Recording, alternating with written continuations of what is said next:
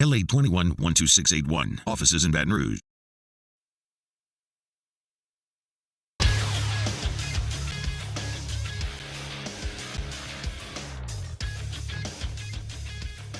Good morning. It's 7 a.m. here on Tuesday, January 16th. Today in Baton Rouge, you can expect partly cloudy skies with a high of 36, which is just ridiculous. In hour one of today's show, we will recap NFL Wildcard Weekend and talk the latest with LSU football, as well as the New Orleans Pelicans. You can follow us on Twitter or Instagram at OTB_ESPN and watch us on YouTube at the 1045 ESPN channel. Hour number one of Off the Bench, live from the Mercedes-Benz of Baton Rouge studios, starts now. Let we go! All-Star Toyota presents Off the Bench with Jacob Hester and T-Bob Hebert. Yeah! Off the Bench with Hester and T-Bob. Hey, P, they said I got to come off the bench. All-Star Toyota presents Off the Bench with Hester and T-Bob. Yo. Yo, what's happening, everybody? What's going on?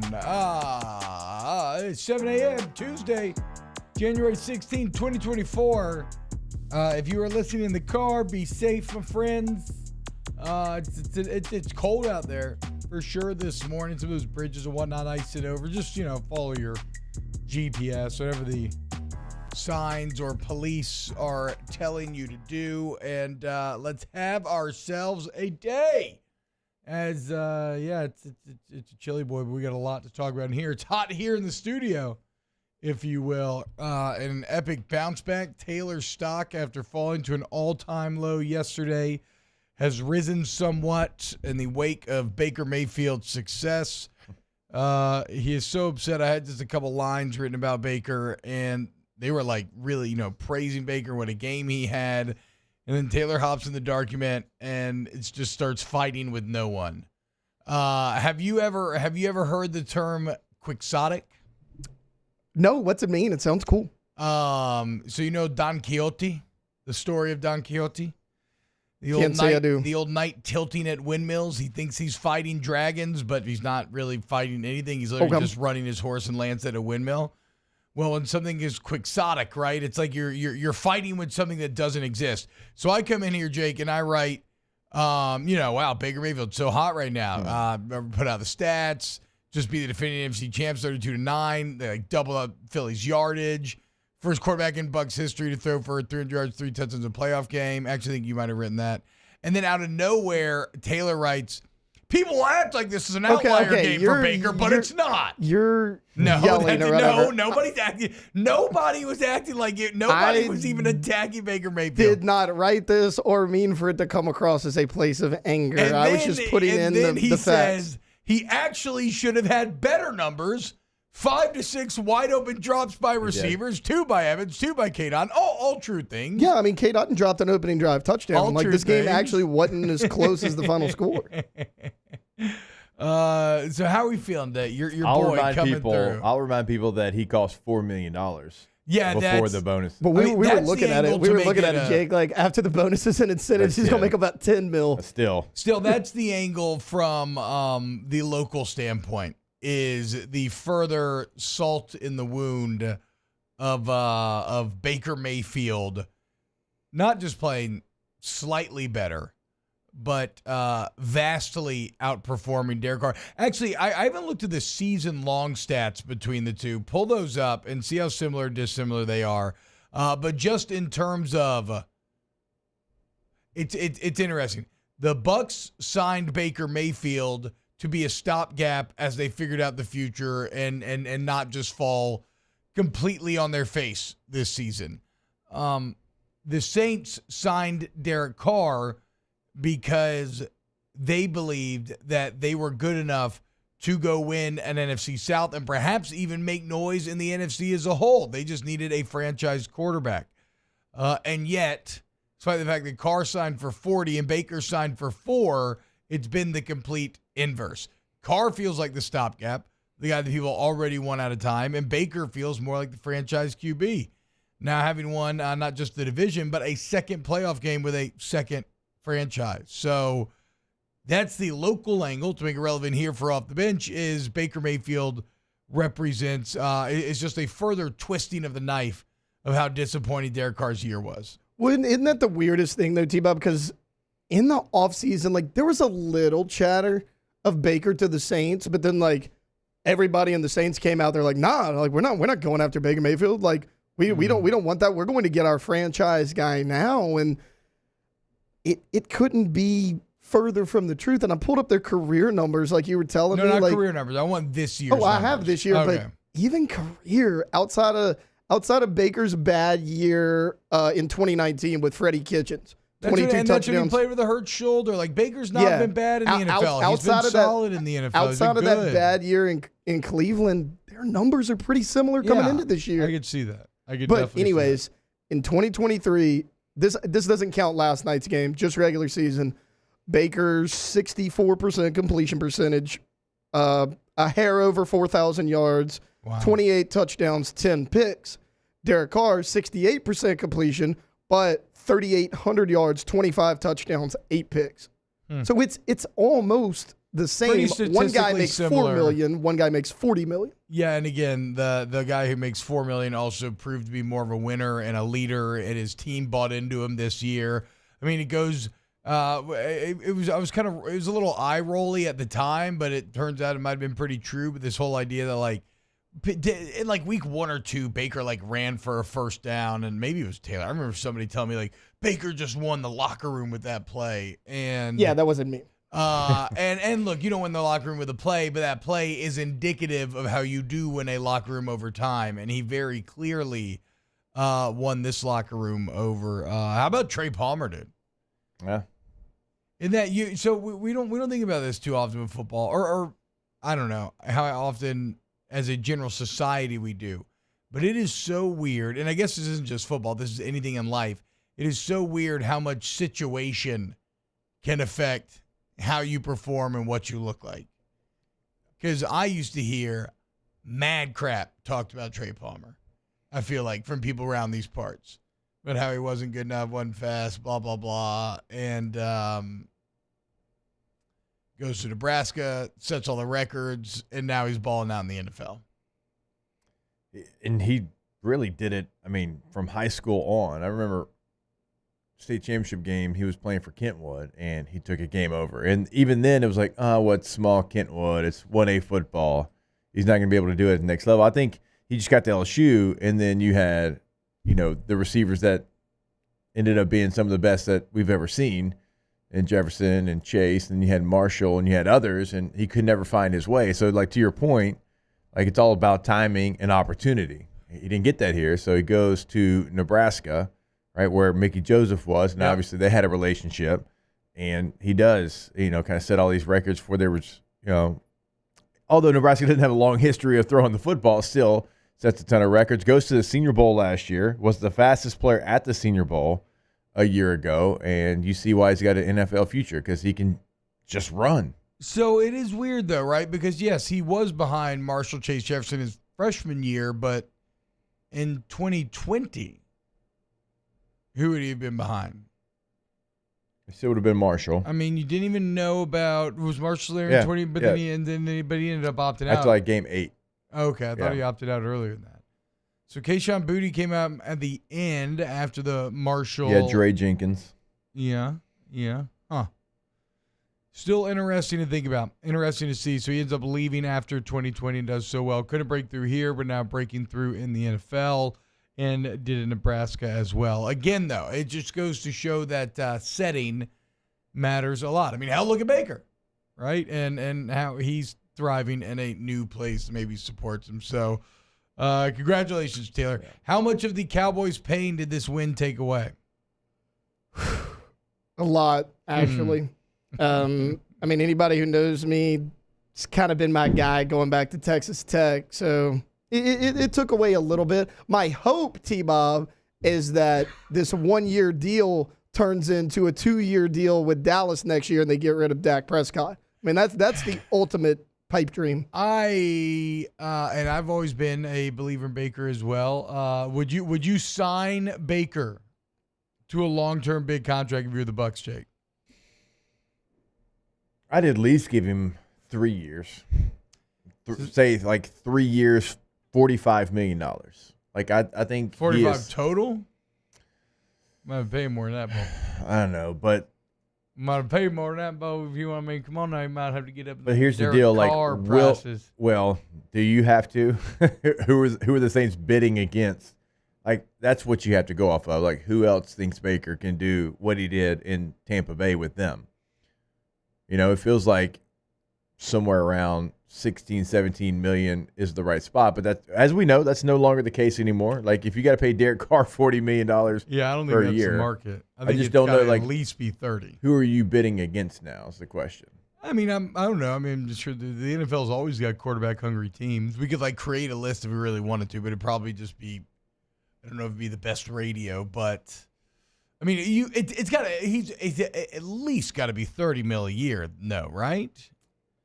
And if not, then why do we view quarterbacks so differently? Yeah, I mean, a couple years ago, I would have said, nah, like, I'm the biggest Baker fan there is, 30 million, no, but that's the going rate now. I mean, y'all just talked about it. You paid Derek Carr $40 million a year. I'd still love to know who they were fighting against, though. Somebody had to be fighting, though, right? Because they wouldn't have just gone to 40 if they didn't. I mean, just out of the goodness of their own hearts. Kai Hartley. You could say anything about the Saints, but in terms of financial manipulation, Kai Hartley's pretty sharp. Here's the quarterbacks that make in the $30 million per year. Okay. Aaron Rodgers makes 37.5. Mm-hmm. Kirk Cousins makes 35. Mm-hmm. Jared Goff makes 33. Mm-hmm. Ryan Tannehill just misses out at 29.5. Yeah, I mean, I don't know. That doesn't feel like crazy company for Baker. That kind of feels like where he would slot in after this year. And this is year two where kind of touchdown numbers were down across the board. Really throwing numbers were down across the board. He goes over 4K. All right, I don't want to get too bogged down. How about this, though? Yeah. All right, let's bring it back local again. Baker Mayfield base salary is the same as Jameis Winston.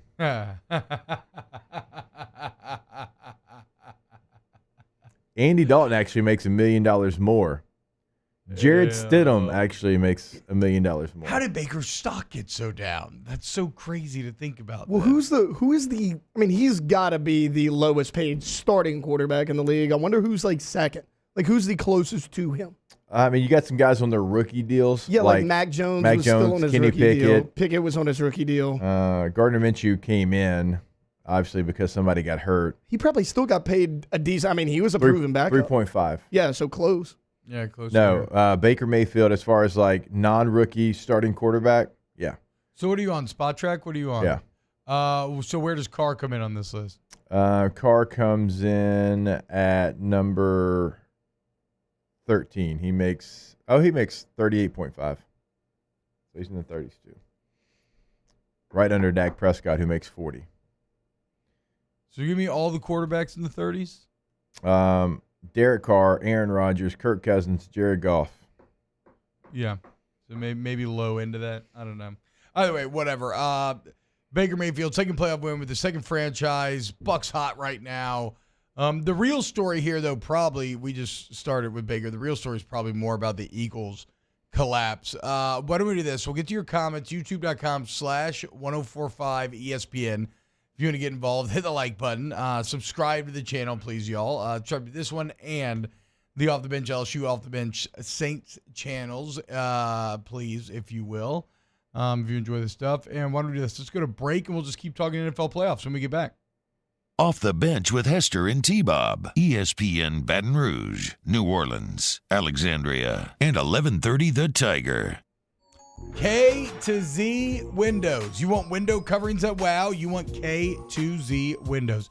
The website is KTOZblinds.com. And why don't you take advantage of Brandon Barton's multiple 15 years of experience, as he's been in this game for a long time, and he's going to give you a ton of information. Like, one of the reasons why the reviews online are as high as they are is because you're kind of blown away by the depth of the service that you're getting in terms of Brandon coming in there and using his, again, years and years of expertise to create a plan based on how sunlight interacts with your home to bring whatever room, living space, whatever, to the next level. K to Z Windows. Yeah, every home's going to be different, but every room is going to be different as well. He comes in and learns your space incredibly fast and gets you set up. K2ZBlinds.com, K2ZBlinds.com. Our listeners fire off their opinions on the jimsfirearms.net hotline at 499-1045. Keep listening for your next chance to shoot us your thoughts with the jimsfirearms.net hotline on 1045 ESPN Baton Rouge.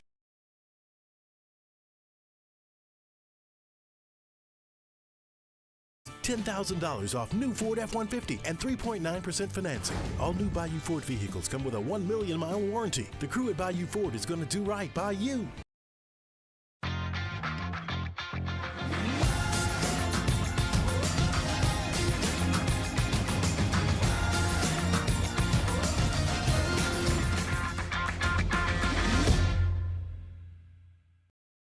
BRAC teamed up to reimagine your parks, and you imagined big. With your help, we went to work, creating 12 beautiful community parks across the parish. A family-sized water park, miles and miles of trails, and parks just for your dogs.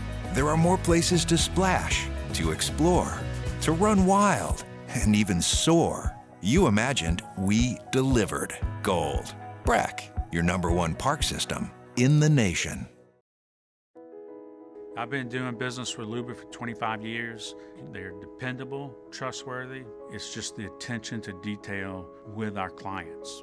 Our folks have years and years of experience.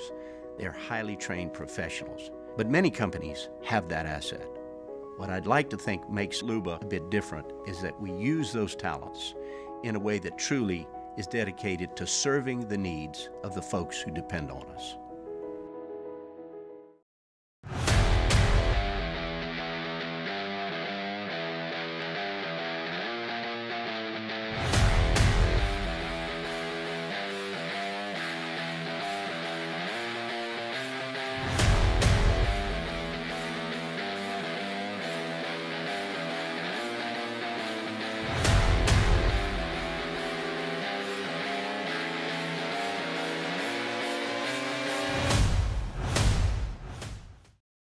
Dylan Cruz here to tell you about Six Rings Baseball and Softball Camp. If you live on the North Shore and play ball, go to Six Rings Camps with former LSU assistant coach Dan Canaveri. His knowledge is second to none, and your child will improve and have fun doing it. Camps were held at Coquille Park and Six Rings Academy in Covington with 4 sessions over the summer. Full day and morning only sessions are available from ages 7 to 13. Go to sixringsbaseball.com or call 985-206-9096.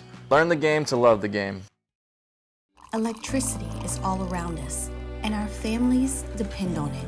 Every day is sparked by the power of a cold drink or a warm meal, a movie night, and a comforting light at the end of a dark hallway. From sunrise to sunset, playtime to bedtime, our team is ready to take care of your electrical needs, even in the case of an after-hours emergency.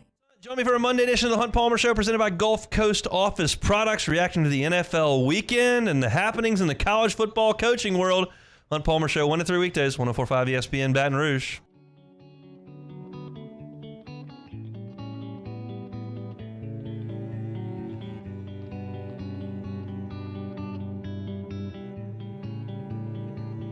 All-Star Toyota presents Off the Bench with Hester and T-Bob. ESPN Baton Rouge, New Orleans, Alexandria, and 1130 The Tiger.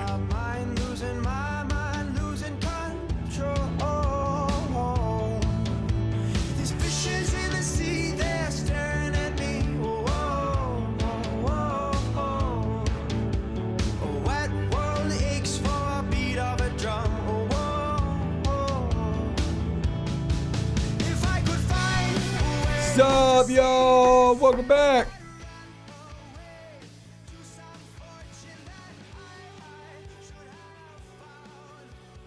I don't know what to do with the chat sometimes.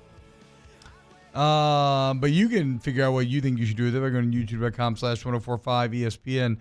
So we're talking NFL playoffs here in hour number 1. Wildcard weekend wrapping up with a couple of games yesterday. The Bills get it done in the early slate, but then the Eagles finish off their collapse as Baker Mayfield and the Bucs are done. We actually opened like few shows talking about Baker because of Taylor and Derek Carr and how it all interacts with each other. But the bigger story here, and likely what anybody else on almost any other sports show is talking about to open up their show today, is the Eagles' collapse over the final portion of this season, which must be one of the more mind-boggling that we've ever seen, right? I mean, this is not a collapse that happened in the offseason. This is not a collapse that happened early on in the season. This is a team that was 10-1. 10-1. And for the majority of the first half and some change of the year was arguably the best team in the NFL. And now they looked like a team, like yours, talking about the break, that didn't want to be out there. Didn't even care. Didn't want to be together. I don't know that I have a great parallel because I can't remember anything off the top of my head in terms of this happening out of nowhere. And as we get to the Bills, it's kind of interesting because they kind of did the opposite. Where they were awful, they fire a coordinator, and they end up rallying, they get it together. Now they're kind of in this game hot. But we'll get there in a second. Jake, you played in the NFL. Have you ever seen anything akin to this Eagles collapse? And it's not like it's one bad game. It's not like a 12-4 team losing in the playoffs. This is like everybody thought they were going to lose because how bad they finished out, and then they looked even worse in how they finished out. The only one that comes to mind is 2008 with Jay Cutler, quarterback. Denver was 8-4, and they lost their last 4 games and missed out on the playoffs. And we were 4-8, and we won our last 4, including a win over Denver, and we made the playoffs. Like, that's the only one that kind of comes to mind, but that's not even 10-1. Like 10-1, you're trying to go ahead and get your tickets to the home playoff games. 10-1, you shouldn't. This is how I'd say it. You should not be able to get to 10-1 and then look as bad as you did down the stretch. Maybe we're finding out that the NFC least was a little overrated. Look, absolutely, some of those wins could have been trumped up, and certainly Jalen Hurts' knee. I mean, he just didn't look like he was moving right all year long. Now he's playing with dislocated fingers, and he's got all the added pressure of money and whatnot. And suddenly when you get paid and then things take a step back, that's a recipe for people to just get very, very angry. So, I understand all of these being factors in terms of why it all went so wrong, but this defense was awesome last year, and it was awesome for much of this year. The offensive line was one of the most dominant groups in the entire NFL. And now, immediately after the game, Jason Kelce, it's just official. Actually, I guess it got made officially official just now, but Jason Kelce retiring. When it rains, it pours. For Eagles fans, they had some injuries, but every team down the stretch deals with injuries. I know A.J. Brown wasn't in there. Darius Slay missed 4 games before he came back last night and then got hurt again last night. But look, Buffalo's basically got an entire defense of backups. Yeah. Like, everybody out there is a backup. I think 9, at one point they had like 9 backups in yesterday in the playoff game, and they're finding a way. So, yeah, it can be part of it, but it's not everything. And Sirianni is somebody like last year takes his team to a Super Bowl, and Taylor and I were talking about this coming in. Like, now he's got heat of possibly not returning, which is wild. He's made the playoffs 3 straight years. Alex B in the chat says no chance they bring back Sirianni, right? Well, the Saints brought back Dennis Allen just to tell you where those franchises are and where their expectation is.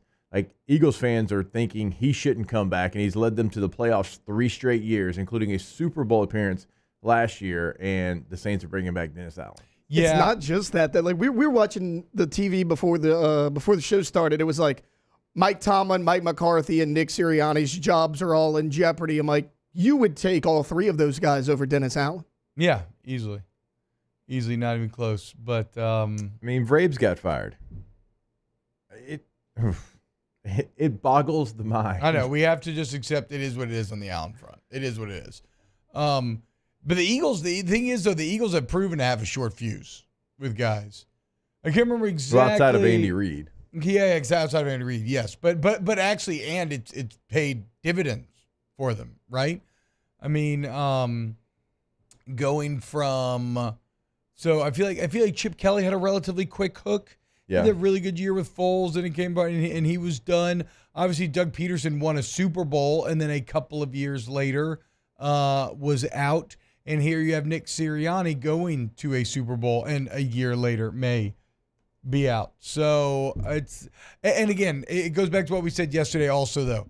What determines the temperature of a fan base and whether or not somebody gets fired is rarely the results themselves, but where do they land in relation to the expectations. And so when you start 10-1 and finish 1-5 in an embarrassing 1-5, and your only win is a close one against the Giants, who are god-awful this season, well, that's some – I mean, you didn't just miss the expectations. Like, you landed in a different galaxy.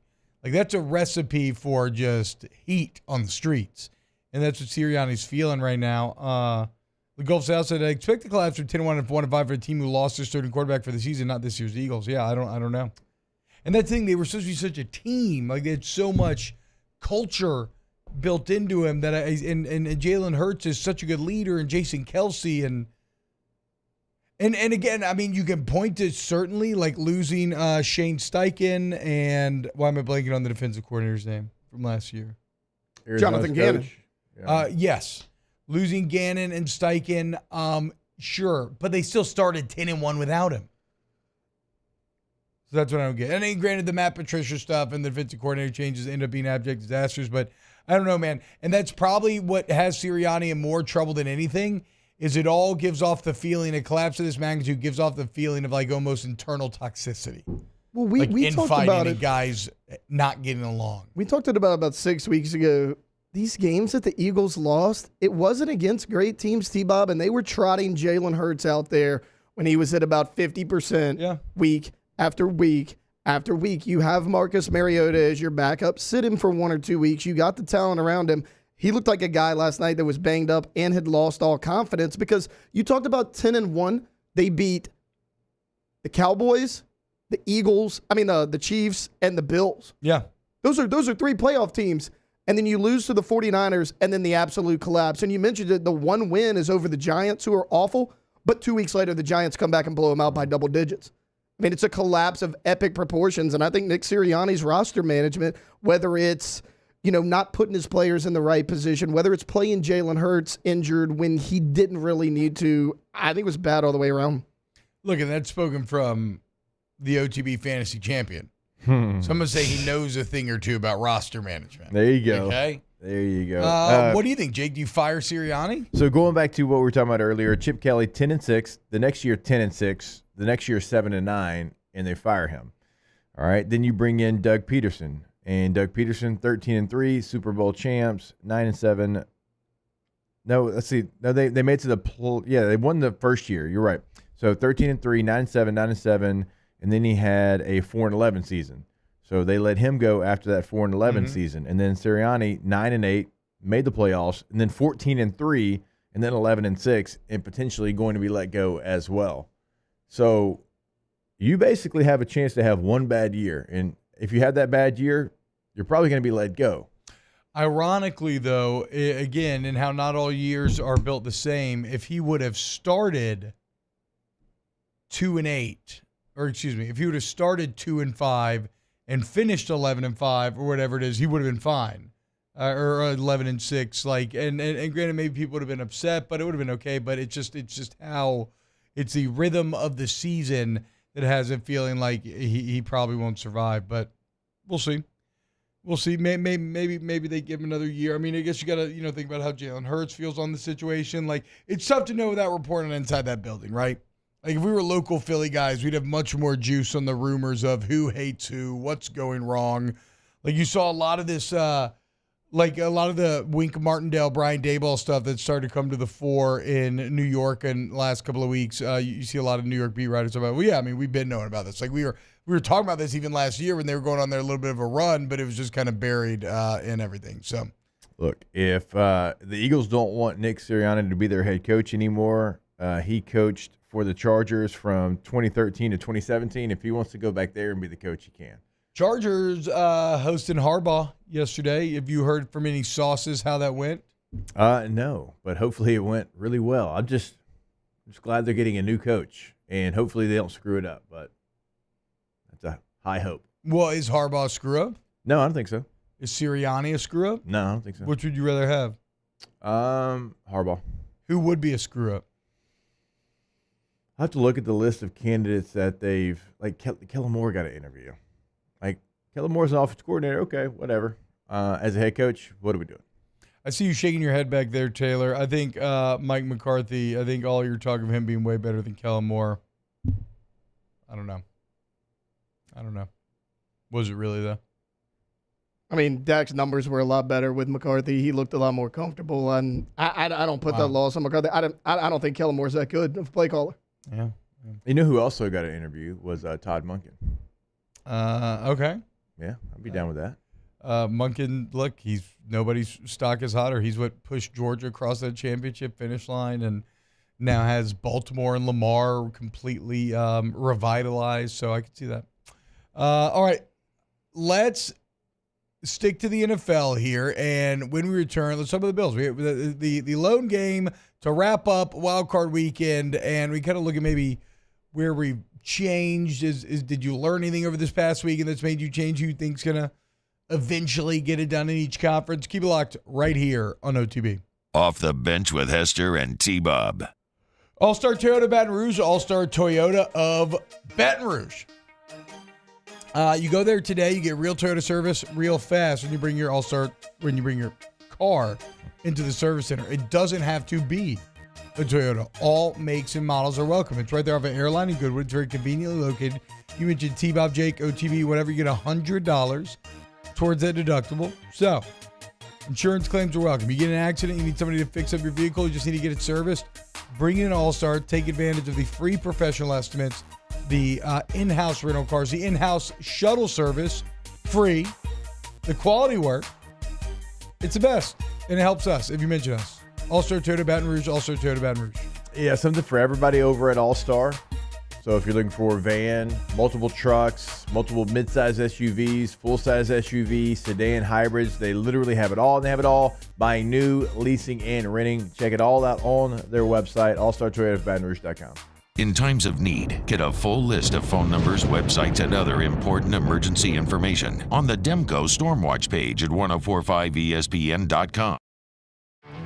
There it is, the extra mile, on the border of expected and extraordinary for those willing to go further, like vans customized for work or play, with safety and tech to keep you connected.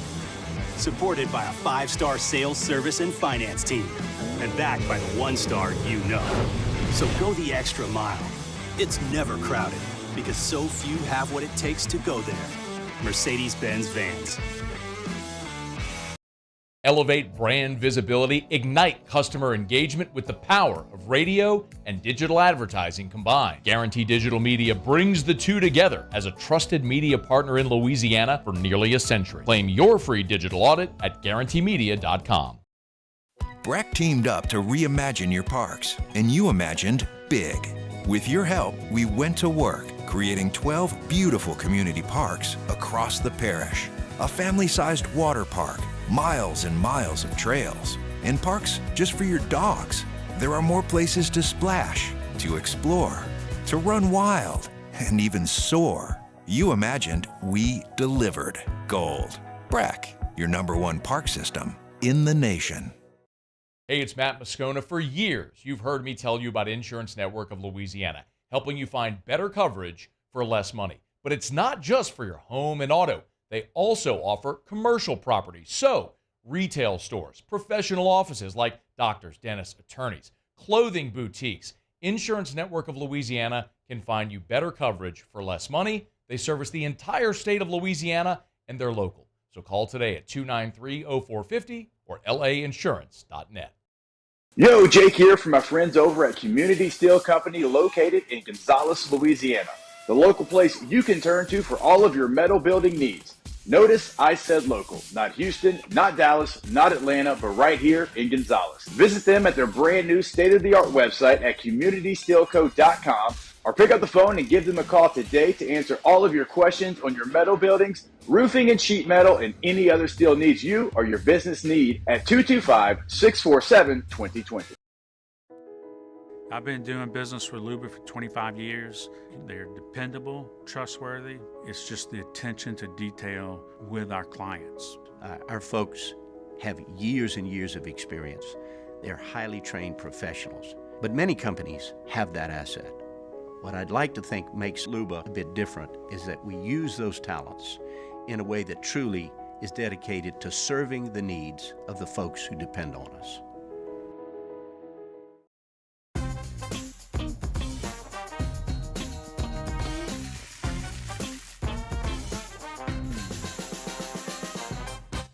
Moscona inviting you to join us for Tuesday's AFR, powered by Sunshine, your hometown John Deere dealer in Louisiana. LSU still active in the transfer portal. What needs remain? We'll ask Shea Dixon. Join us, 104.5 ESPN Baton Rouge.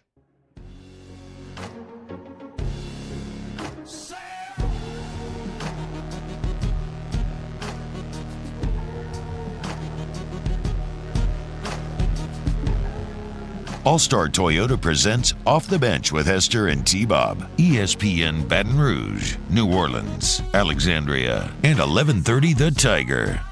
Oh man, this really takes me back.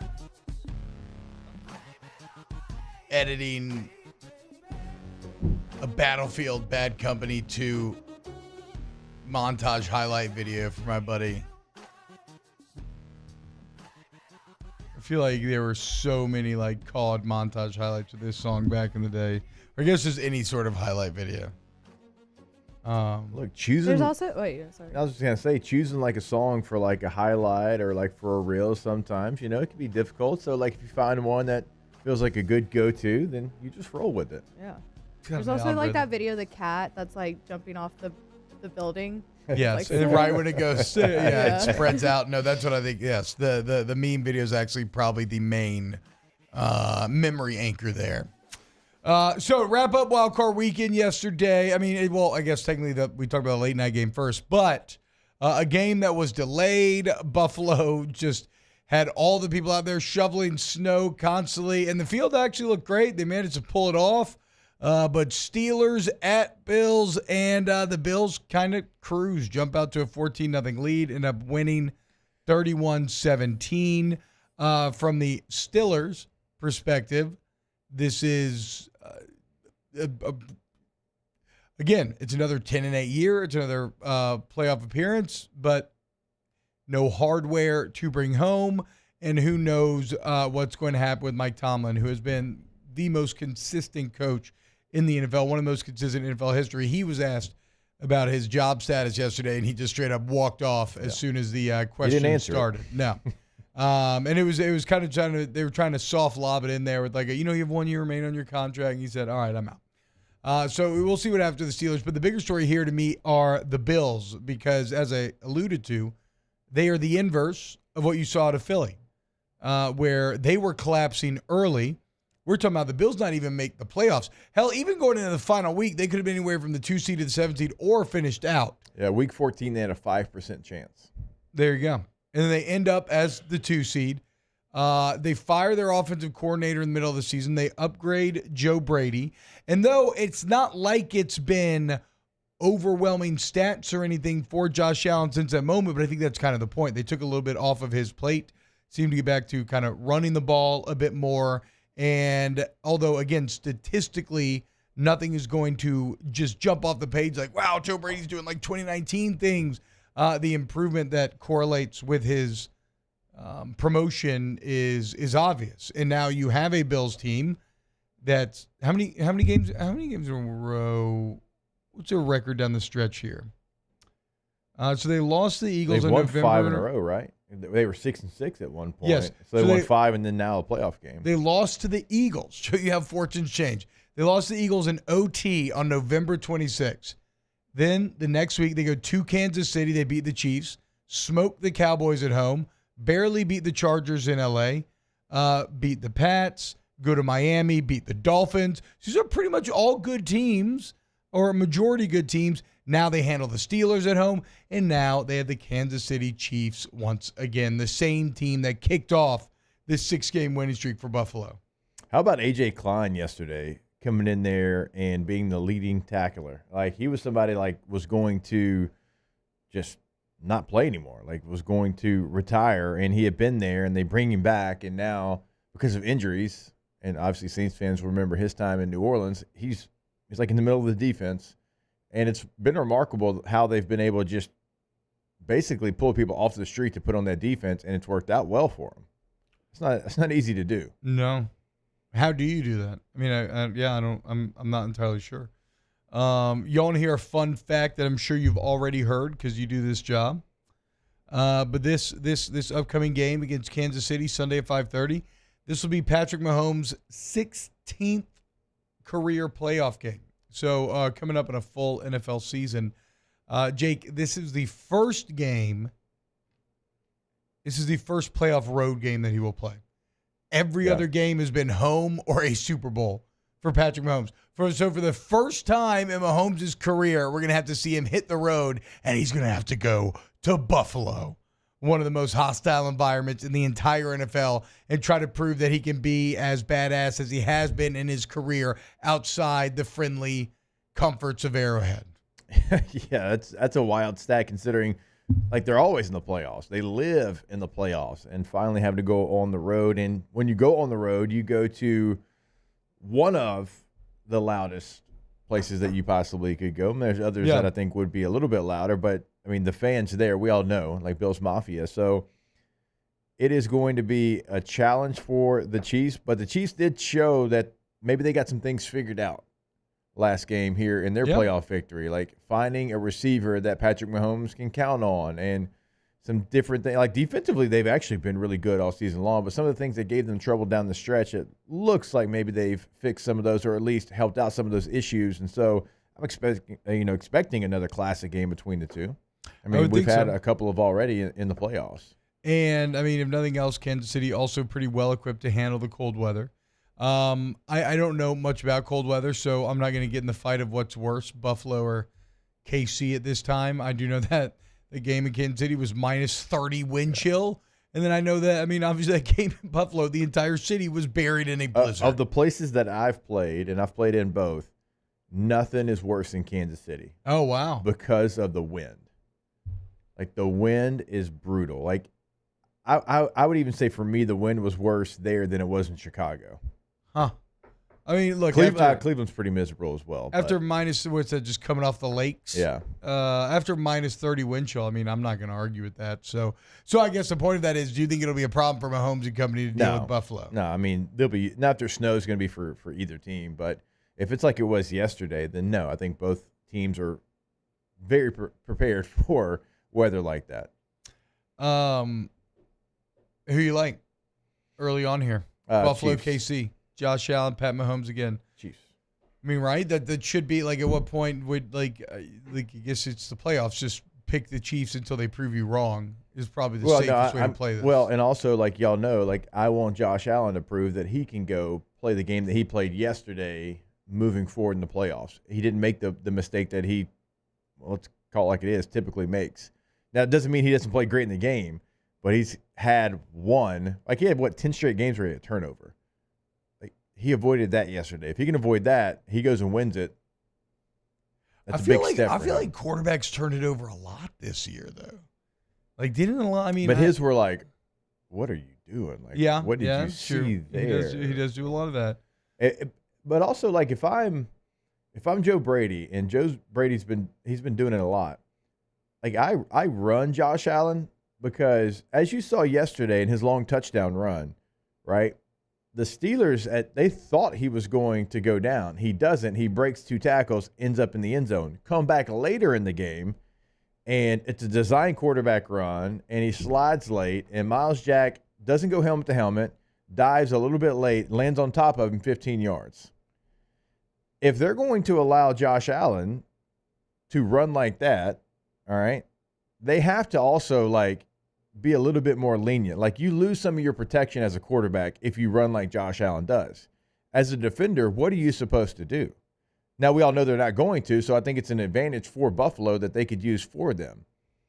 Like, Josh Allen's somebody that's breaking tackles, and then when he decides to slide and you commit because he's bigger than you oftentimes, he got a 15-yard penalty yesterday. It is crazy. They didn't support. I was thinking about Cam Newton. I mean, I feel like Cam Newton's body was wrecked by injuries, and they definitely did not give him that treatment. Like he got more of the latter of what you're talking about, which maybe is why they got to this point, because they don't want that anymore.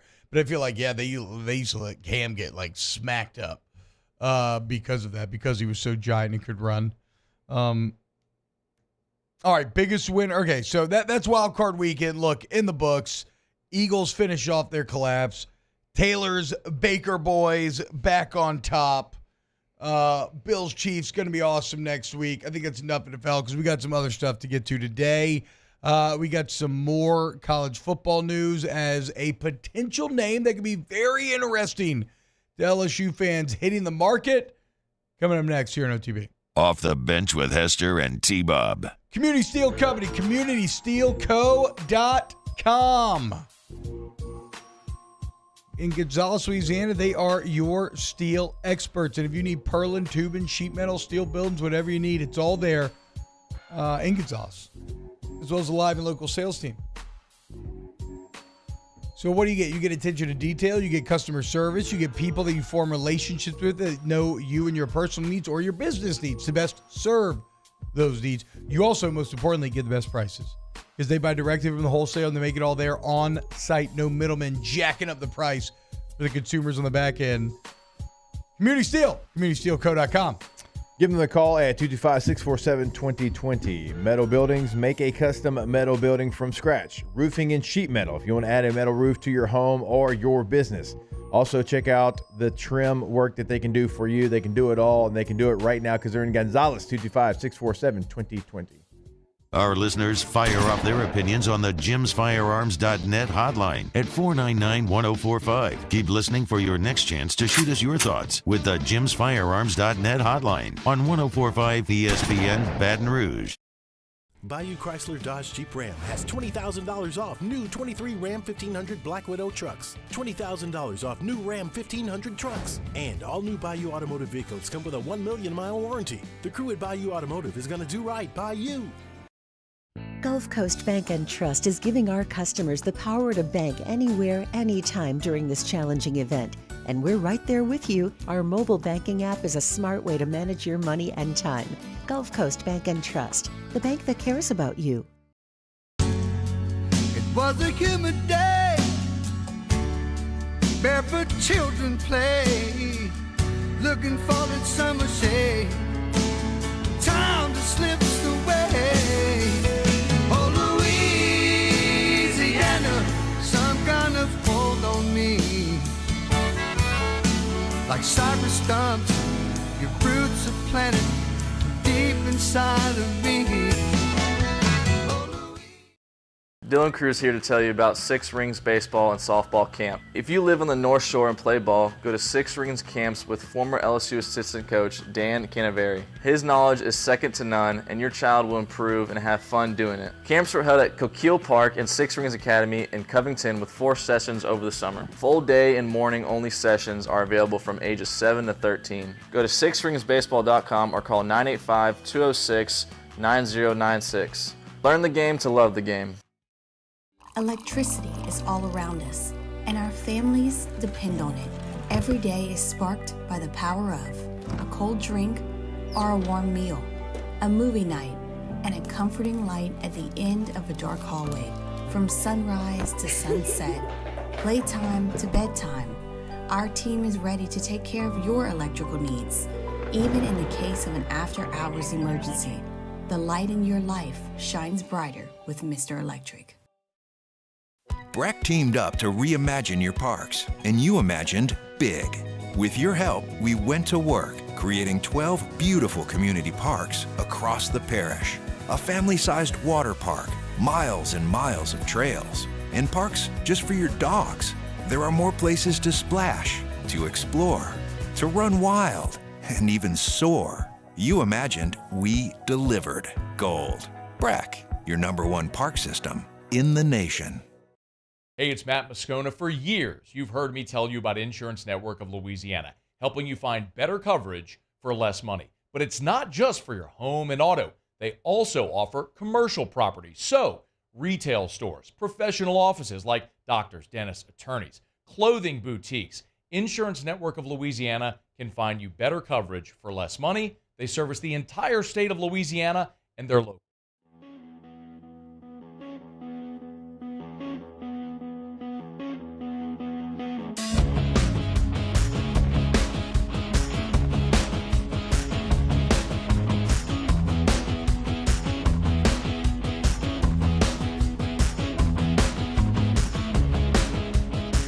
All-Star Toyota presents Off the Bench with Hester and T-Bob. ESPN Baton Rouge, New Orleans, Alexandria, and 1130 The Tiger. What's happening, y'all? Welcome back to OTB. Hope you're having a wonderful and safe Tuesday morning on this frigid Tuesday. Be safe out there.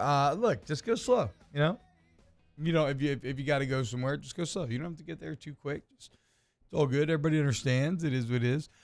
So coming up here over the next few seconds, we're going to start to dive into some college football news, some of the rumors. We got mailbag, we got Coach Mulkey coming up next hour, and some big hires all over the place.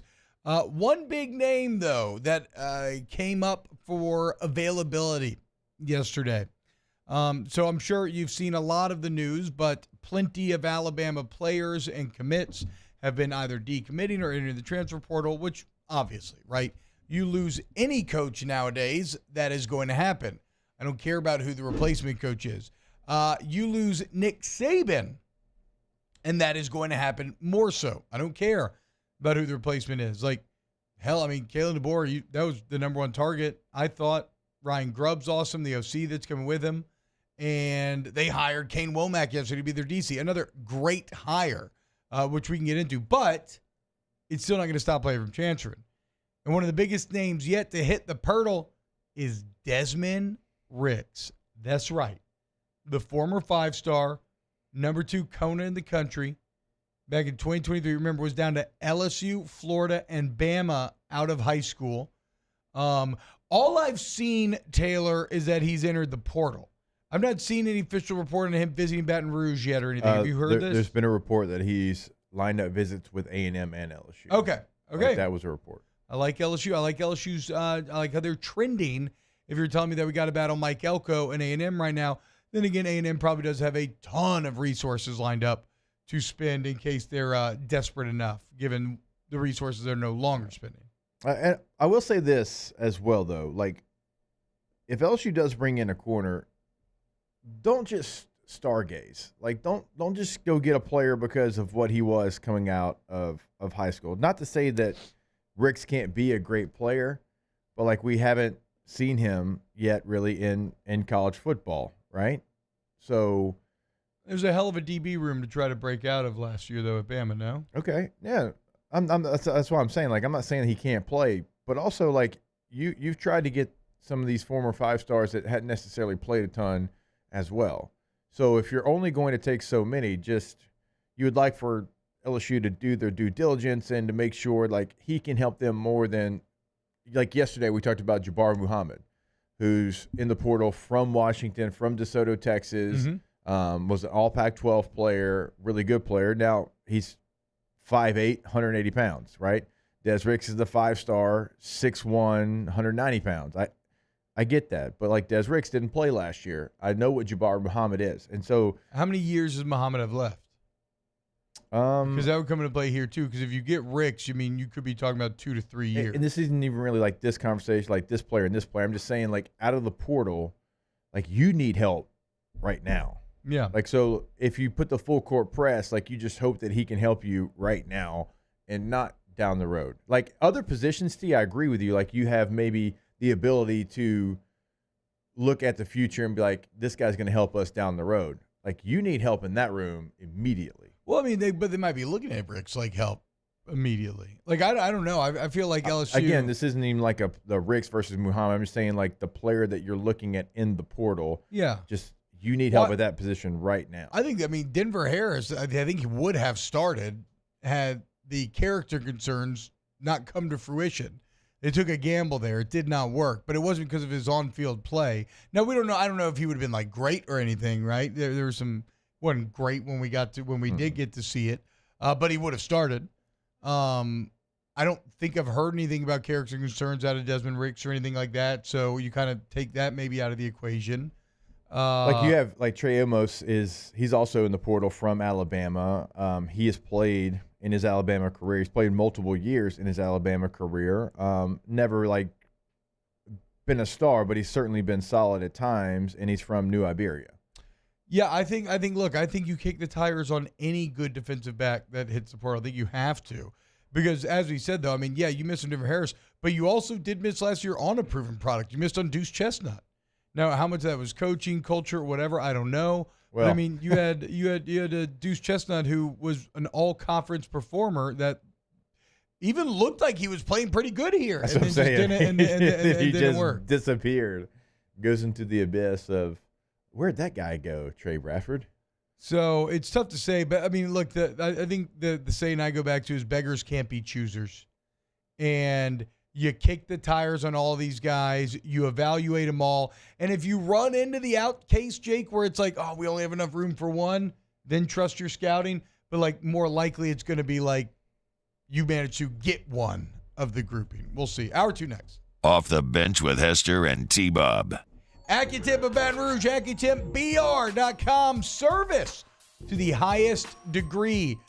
For all your AC, heat, and electrical needs, you want AccuTemp. Go look at the online reviews. We're talking thousands of reviews and a 4.9 Google review rating. And as crazy as this may sound, if you have to replace the AC right now, not a bad time to do it, for the month of January, you'll get a free heater thrown in. Seems like a perfect day for that. If you need AC replaced, do it now during January. Heater thrown in. And remember, if you buy a whole home generator this month, $2,000 off from your friends at AccuTemp, AccuTemp Baton Rouge, AccuTempBR.com. Schedule that appointment on the website T-Bob just gave you. It's right there in the top right corner. They can come out and they can help you. And they're going to help you also make sure your equipment is working like it's supposed to. So if you have to turn that heater on, AccuTempBR.com, AccuTempBR.com. Hey, it's Matt Moscona. For years, you've heard me tell you about Insurance Network of Louisiana, helping you find better coverage for less money. But it's not just for your home and auto. They also offer commercial property. So, retail stores, professional offices like doctors, dentists, attorneys, clothing boutiques. Insurance Network of Louisiana can find you better coverage for less money. They service the entire state of Louisiana, and they're local. So call today at 293-0450 or lainsurance.net.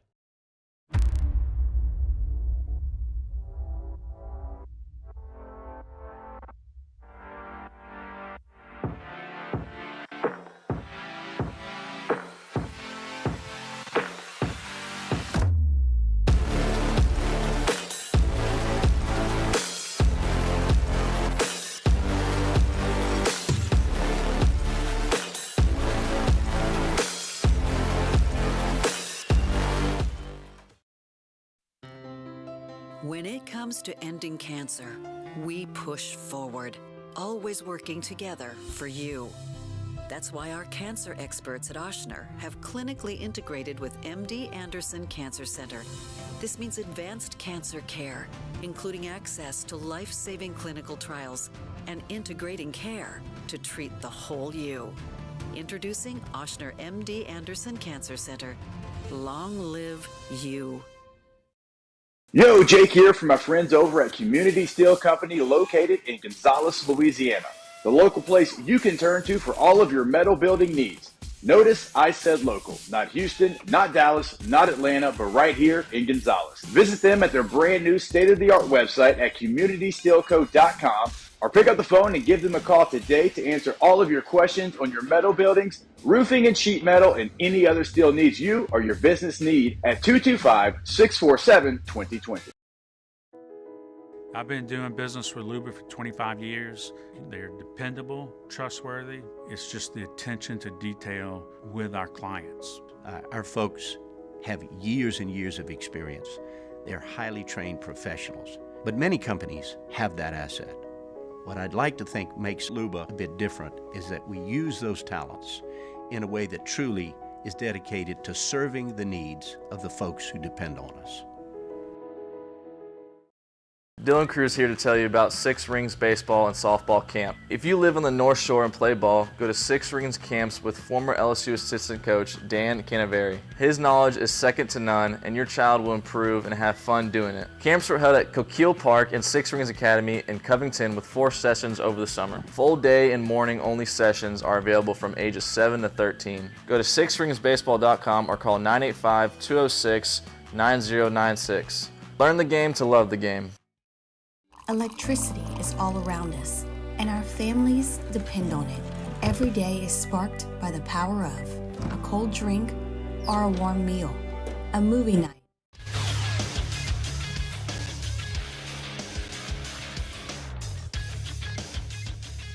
Good morning. It's 8 a.m. here on Tuesday, January 16th. Today in Baton Rouge, you can expect partly cloudy skies with a high of just 36. In hours 2 of the show, we will continue to talk LSU football, and we will have OTB mailbag. You can follow us on Twitter or Instagram at OTB_ESPN and watch us on YouTube at the 1045 ESPN channel. Hour number 2 of Off the Bench, live from the Mercedes-Benz of Baton Rouge studio, starts now.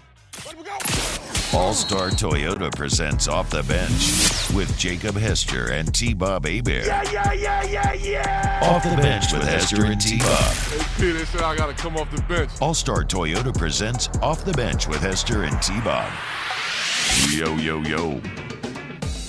Yo, what's happening, y'all? Hour number 2 of OTB. A lot of talk in the chat about Harbaugh to the Chargers, BK to Michigan.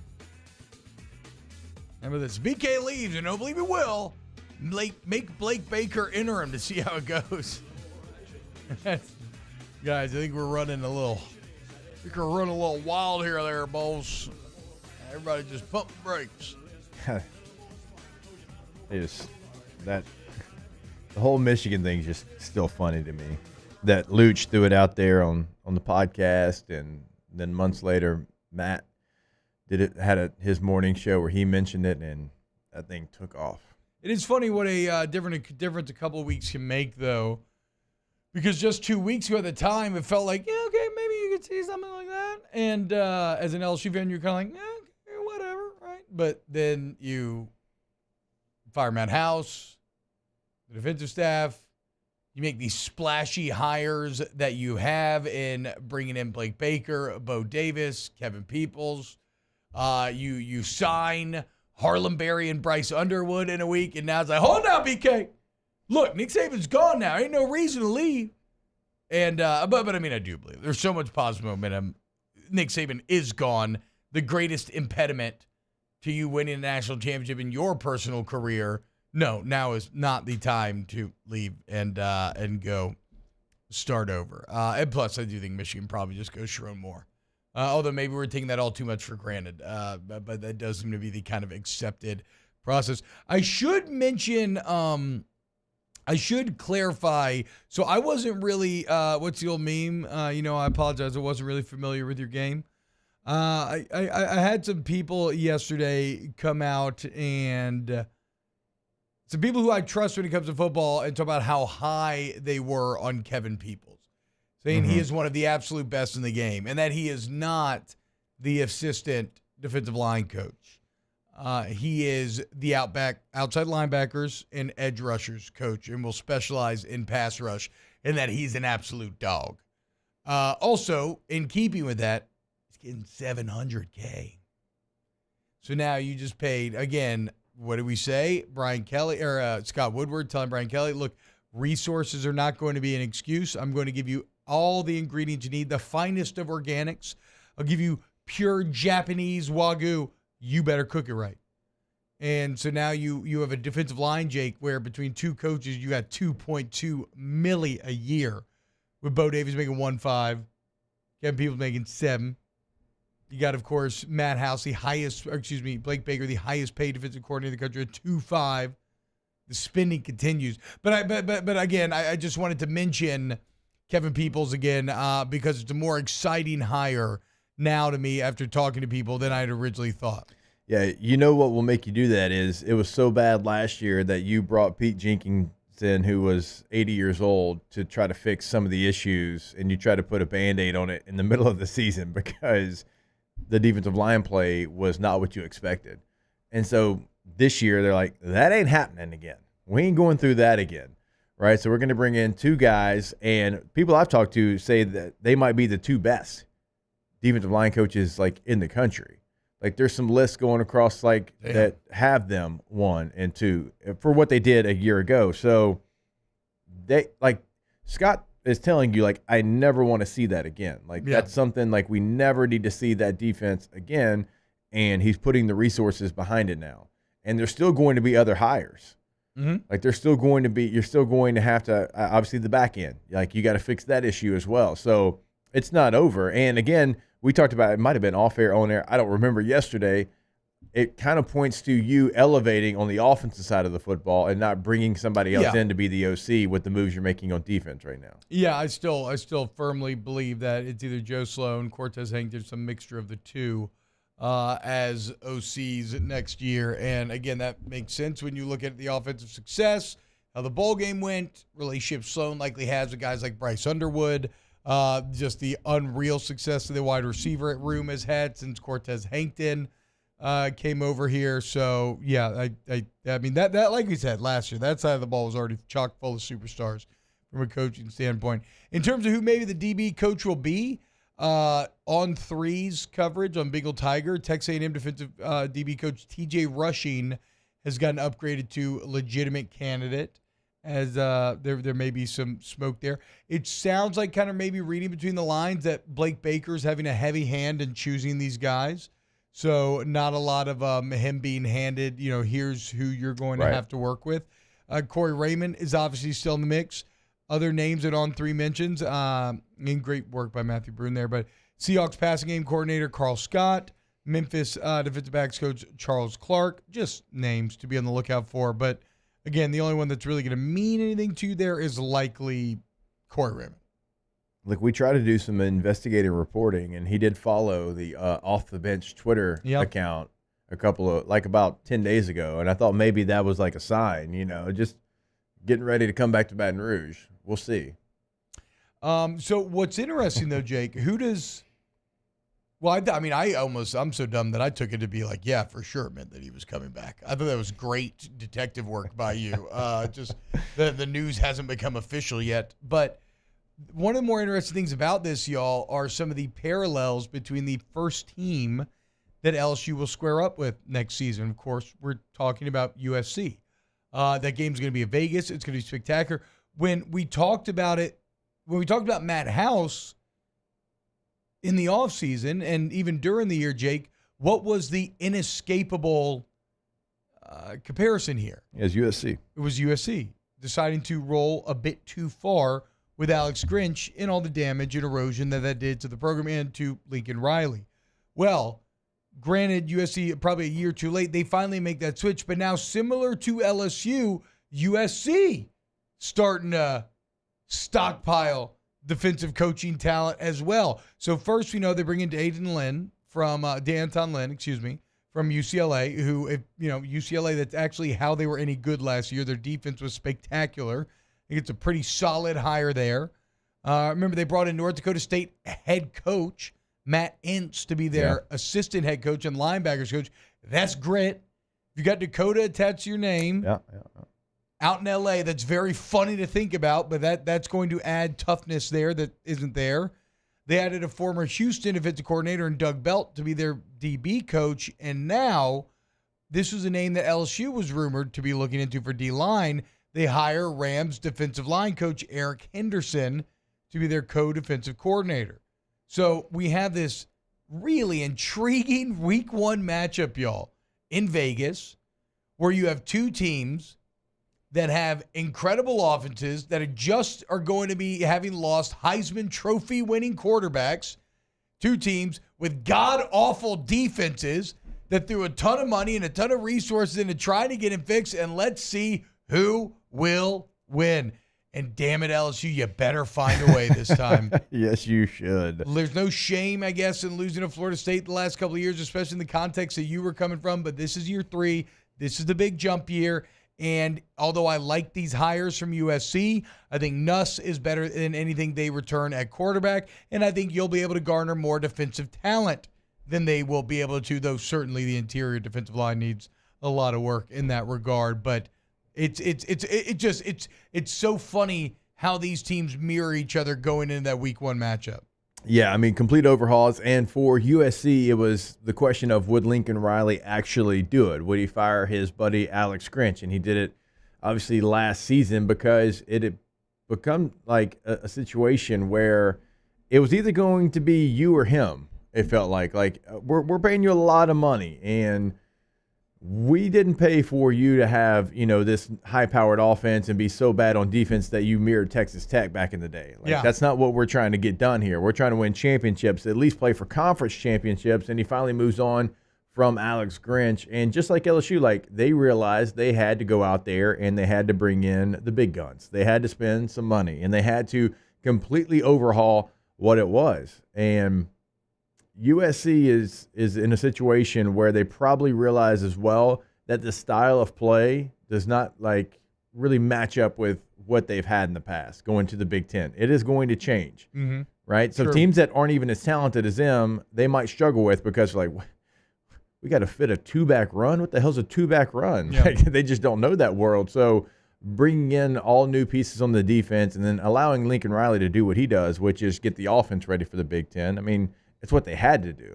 So it's going to be fascinating to see who gets the defensive rebuild more correct out of LSU and USC. Again, I like LSU early on. It should be. Bilbo Baggins says, was the USC backup quarterback that torched up the bowl game this year the one who went in the portal? No, it was Malachi Nelson, former 5-star. I'll say this for Miller Moss. The bowl game was awesome. Great stats. Was it 6 touchdowns, 372 to the air. But if you actually watched it, it was not as good a performance as what Garrett Nussmeier had. Right. And that's not just because you could, well, and partially that's because some of, I've said it a million times, what I was so impressed about Nuss was the situational play, making the plays to win the game. And Moss wasn't really threatened in the same way that game. But just in terms of how they spin it, Moss is throwing some rainbows. I mean, we talking these things. I mean, this was like you could have gotten let's say they would have served snacks on these balls. You had enough time to serve snacks up there and there. These things were floating. They were kind of thrown up. And granted, good on him. He's trusting his receivers and he's going to get it. But it ain't. It's just a little. Just the stats did maybe not match up with what looked to be the potential of Miller Moss. Now, I like his story, and he's USC through and through, and I think that's rare and rare nowadays. And so, I hope Miller Moss ends up being good, but it's just to say that, his 6 touchdown performance, for a lot of guys, that should be oh, my God, this guy's going to be incredible. And I didn't come away feeling that. I do think that Garrett Nussmeier's an advantage there. But, we'll see. See if I'm right or wrong on that front. It is. It feels like as must win, obviously, for LSU because of the way that the last 2 openers have gone. And 2 years ago, you just don't look ready, and then you almost find a way to make a comeback. And the way that game ended, and then just last year, really the only time that you just got beat up. Your ass kicked. From every angle. Yeah. After you started the game hot and you couldn't finish those drives in the end zone, it was all Florida State. So I'm excited to see, man. A few months away now. All right. OTB mailbag coming up next. Get your questions in. Off the Bench with Hester and T-Bob. ESPN Baton Rouge, New Orleans, Alexandria, and 1130 The Tiger. Go to centralplumbing.org, centralplumbing.org, 925-8552. Plumb it yourself, all right? Or no, probably don't plumb it yourself, because if you actually try to do that, they have the parts if you want to buy them from them, but really, why would you? Plumbing's hard. You'll make things actively worse. I've done that. Just call Central Plumbing, 925-8552. Take advantage of 50 years of experience, flat rate pricing, great warranty coverage, and take advantage of that peace of mind that you get before, during, and after the job. CentralPlumbing.org. It's 925-8552, CentralPlumbing.org. Go to the website today to see what we're talking about. If you're ready to remodel at your home or business, they have the fleet and they are ready to go. They can help you in any job. If it's just at your home, obviously they can handle that. But if it's at your business and you have multiple restrooms at your business, don't worry. They can come in, they can handle that as well. Find information about going tankless as well with the tankless water heater. Never run out of hot water again. Centralplumbing.org, 225-925-8552. In times of need, get a full list of phone numbers, websites, and other important emergency information on the Demco Stormwatch page at 1045ESPN.com. Bayou Ford is taking $10,000 off MSRP on new 23 Ford F-150 lifted trucks. $10,000 off new Ford F-150 and 3.9% financing. All new Bayou Ford vehicles come with a 1 million mile warranty. The crew at Bayou Ford is going to do right by you.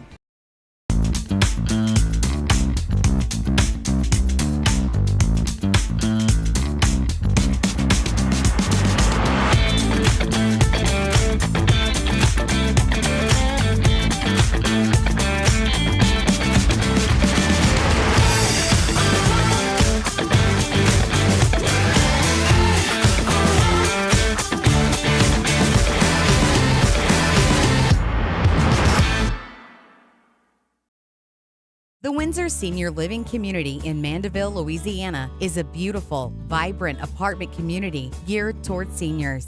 They are nestled right in the heart of Mandeville, where seniors live a more carefree lifestyle in spacious apartments with the peace of mind that comes from having a little extra help. Call the Windsor at 985-624-8040 to schedule a lunch and tour. Come see how the Windsor can be your passport to peace of mind. Yo, Jake here from my friends over at Community Steel Company located in Gonzales, Louisiana. The local place you can turn to for all of your metal building needs. Notice I said local, not Houston, not Dallas, not Atlanta, but right here in Gonzales. Visit them at their brand new state-of-the-art website at communitysteelco.com or pick up the phone and give them a call today to answer all of your questions on your metal buildings, roofing and sheet metal, and any other steel needs you or your business need at 225-647-2020. Hey, it's Matt Moscona. For years, you've heard me tell you about Insurance Network of Louisiana, helping you find better coverage for less money. But it's not just for your home and auto. They also offer commercial properties. So, retail stores, professional offices like doctors, dentists, attorneys, clothing boutiques. Insurance Network of Louisiana can find you better coverage for less money. They service the entire state of Louisiana, and they're local. So call today at 293-0450 or lainsurance.net. I've been doing business with Luba for 25 years. They're dependable, trustworthy. It's just the attention to detail with our clients. Our folks have years and years of experience. They're highly trained professionals. But many companies have that asset. What I'd like to think makes Luba a bit different is that we use those talents in a way that truly is dedicated to serving the needs of the folks who depend on us.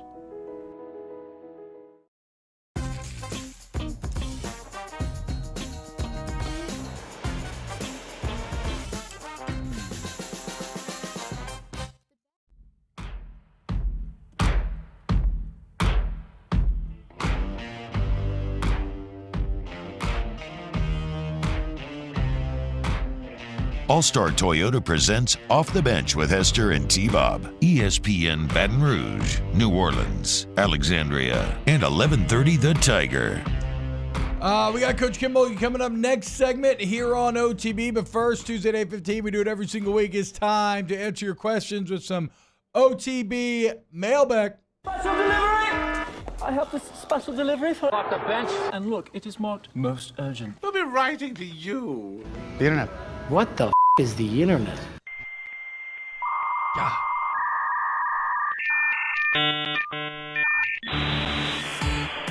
Greatest line ever uttered. Hashtag OTB mailbag. Is T-Up going to bring his chess set anywhere since his walk-on's backpack scare? Yeah, it's still in there. I ain't leaving it. It's a travel chess set. It's not going to stay at home. Greg Lamont, hashtag OTB mailbag. What's the coldest temperature you've ever experienced? -7. Nice. Where's that at? My last game in Denver against the Ravens. Damn. Well, my last playoff game. I guess I played 3 seasons. I'm not lying. Sounds D-baggy, like I'm doing a little Tommy Topper thing. -8. Negative. It's literally -8. It's literally, I swear to God, in Montana, his senior year. Sure. -8. I feel like you're lying. No, Yeah. I swear. Let me guess, Taylor, -9. Me? No. Alondra, -9. Yeah. Yeah. I actually don't know. What was the temp a couple years ago when it froze here? I don't know. Not that cold. It ain't that cold. Probably that then. This might be the coldest I've ever experienced in Louisiana. Yeah, like I haven't experienced that much cold. I don't remember having like in the teens in Louisiana. It snowed here a few years ago. One day. Like literally the week that we moved back to Baton Rouge. Oh, wow. It was right at the beginning of 2018 was that snow. I remember we were staying at a condo of a booster that used to live in those condos right there on Nicholson. Oh, you're on Victory Commons? And we walked across to the PMAC to go watch a basketball game in the snow. That's cool. All right, I didn't have kids yet. Bummed. They've never seen snow before. Hashtag OTB my back. What are you drinking this morning to survive the BR freeze of 24? Drinking? I wish I had. Starbucks was closed. Yeah, I know. I hate it. I'm so freaking annoyed. It's like, I haven't had my bro. coffee fix. I'm like a drug addict going through withdrawals. Yes. I'm Scratching. You got some of them beans? Bub's itching like, y'all got any of them lattes? Just grind them up and I'll snort some beans right here. Yeah, I think Nobody I would doubts too. that. I would be drinking coffee with whiskey in it if I didn't have to work today. That'd be awesome. Hashtag OTB mailbag. Have you ever put your tongue on a frozen metal pole? No. Nah, Christmas Story got like it wasn't one of those situations where you saw it in a movie, you wanted to do it. It was like the opposite. You saw it and you're like, what a dummy. Yeah. Ain't doing that. I've No, done it it. kinda freaked Didn't me work. out. What? Didn't work. I tried it when I was a kid after the Christmas Story movie. Didn't work. But that pole wasn't cold enough. It wasn't It's got to frozen be like really today. frozen. Yeah. Like you ever have like a real frozen piece of ice and you put that on Yeah. your tongue and it's like it's sticky. You could see how Yeah. it could get sketchy fast. Hashtag OTB mailbag. Is the red hat on the table from Whiskey and Wine's Red Hat Guy? No, that's from Coleman Roofing and Construction. Most complete roof company in Louisiana.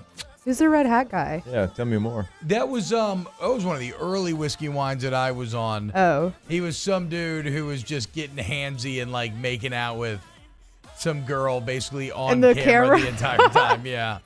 Yeah, that was probably like almost like 2 years ago at this point though. I thought Okay, I Musso missed was that supposed one to be then. working during the show back Oh. then. Musso catching strays. Hashtag OTB back. Fried shrimp or oyster po? Fried shrimp, oyster, or combo with your po' boys. For me, it's always a surf and turf. Little roast beef and fried shrimp. You know what? I love all po' boys. Like I really do. Oyster maybe if I'm choosing. Catfish can be the GOAT if it's done right, but there's some people that can mess up some catfish. I like a good shrimp, oh boy. Fried shrimp, yeah. I mean, Yeah, that's Yeah, it's kind of a I staple. agree. yeah, it's hard to beat. It's hard to beat. Yeah, that's true. As much as I love, It's white bread, but yeah, it's as good. much as I love roast beef and the fried shrimp, if you had a gun to my head and said you can only choose one, it's probably fried shrimp, oh boy. I go oyster. Hashtag OTB mailbag. If you costumed for Mardi Gras, what would the family be this year? I don't know. I don't know what my family's into right now. Like a Halloween type thing? Yeah, I guess that's what he's saying. Hashtag OTB mailbag. Spicy ramen or clam chowder in this weather? I mean, I like Is that both. the red or the white? I like both, but I go spicy ramen. Clam chowder. Yeah, I we'll like go both. ramen. Yeah, I guess I'll go ramen. I'm not You a don't chowder's- strike me as a ramen. He doesn't Chowder's want a to get little made bit fun thicker. I'm of. not a huge fan of either, honestly. I love I'd both. go Really? ramen. I like Yeah, both. Really? But Didn't make it I up. think like the clam chowder's a little bit thicker. Maybe it'll keep me a little bit warmer. Yeah, I do agree with that. But a spicy ramen gonna have a little more spice to keep you warmer. You know, Yeah. a little more heat, a little more. Again, though, that thickness gonna keep your belly full too. That's true. You know. Ask the bench, did y'all have any trouble getting to work this morning? There were some weird interstate shutdowns. Also, there appeared to be a bit of street justice going on where multiple exits and or Fast and entrances, Furious? multiple exits or entrances to the interstate were blocked by signs that very clearly people had just moved to drive through. Yeah. And so I followed them on the interstate, and eventually I had to get off. I was the only car on there for a long stretch. Very dystopian feeling. And then I had to get off, though, because the police were straight up just blocking the entire interstate at one point where you couldn't get on the bridge to go I-10 West, which makes sense. I mean, bridge is ice over the first. I'm coming down Nicholson, and because the interstate was closed, there was long lines everywhere. Yeah. So I kind of had to get creative. I went over a median to jump over a street. Shout out to All-Star Toyota for my Highlander making it over that. But I got here because there was everybody's just sitting there waiting for them to open the interstate, a bunch of trucks, because they don't have any other way to get to where they're going. So I had to. Government was starting to look pretty sketchy when I got in here. I didn't have nothing. I left 30 minutes early. I told y'all I got here at 5:30 this morning. Yeah. It took me like 25 minutes to get here from I only work. left 15 minutes early. Hashtag OTB mailbag.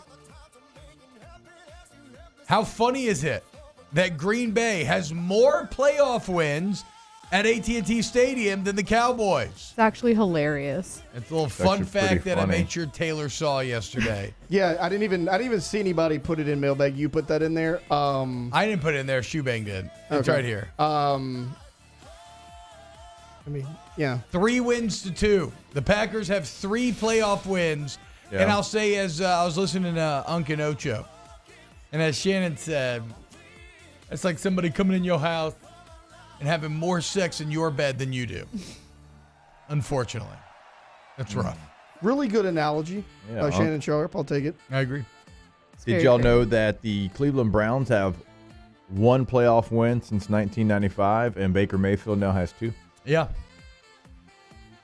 They really ran him out of town, dude. For Deshaun Watson.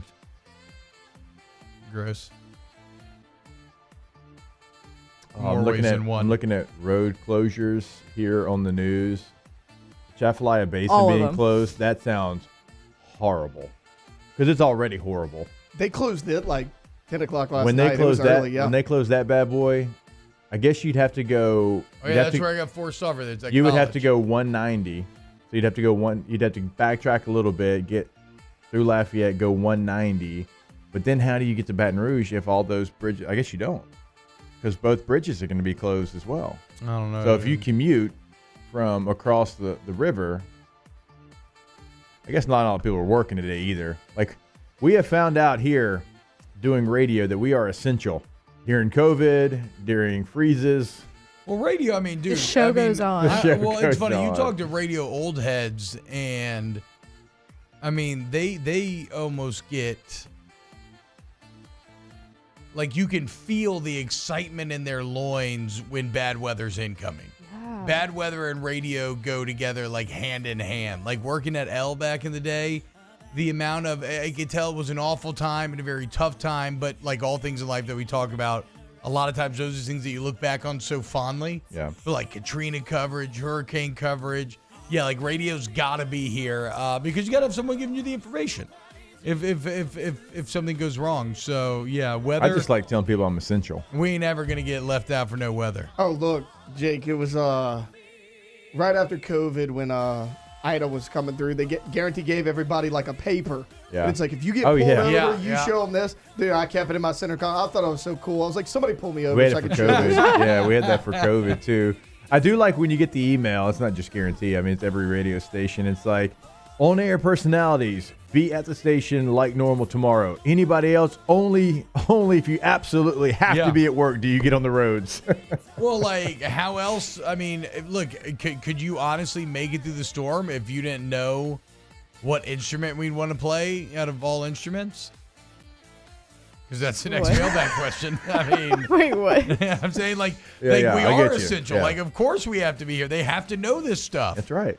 And it's piano. That's a great answer. Piano's probably highly up there. Piano Obviously. or drums. I'm going to go a little bit different. I'm going saxophone. All right, Bill Clinton. I like a saxophone.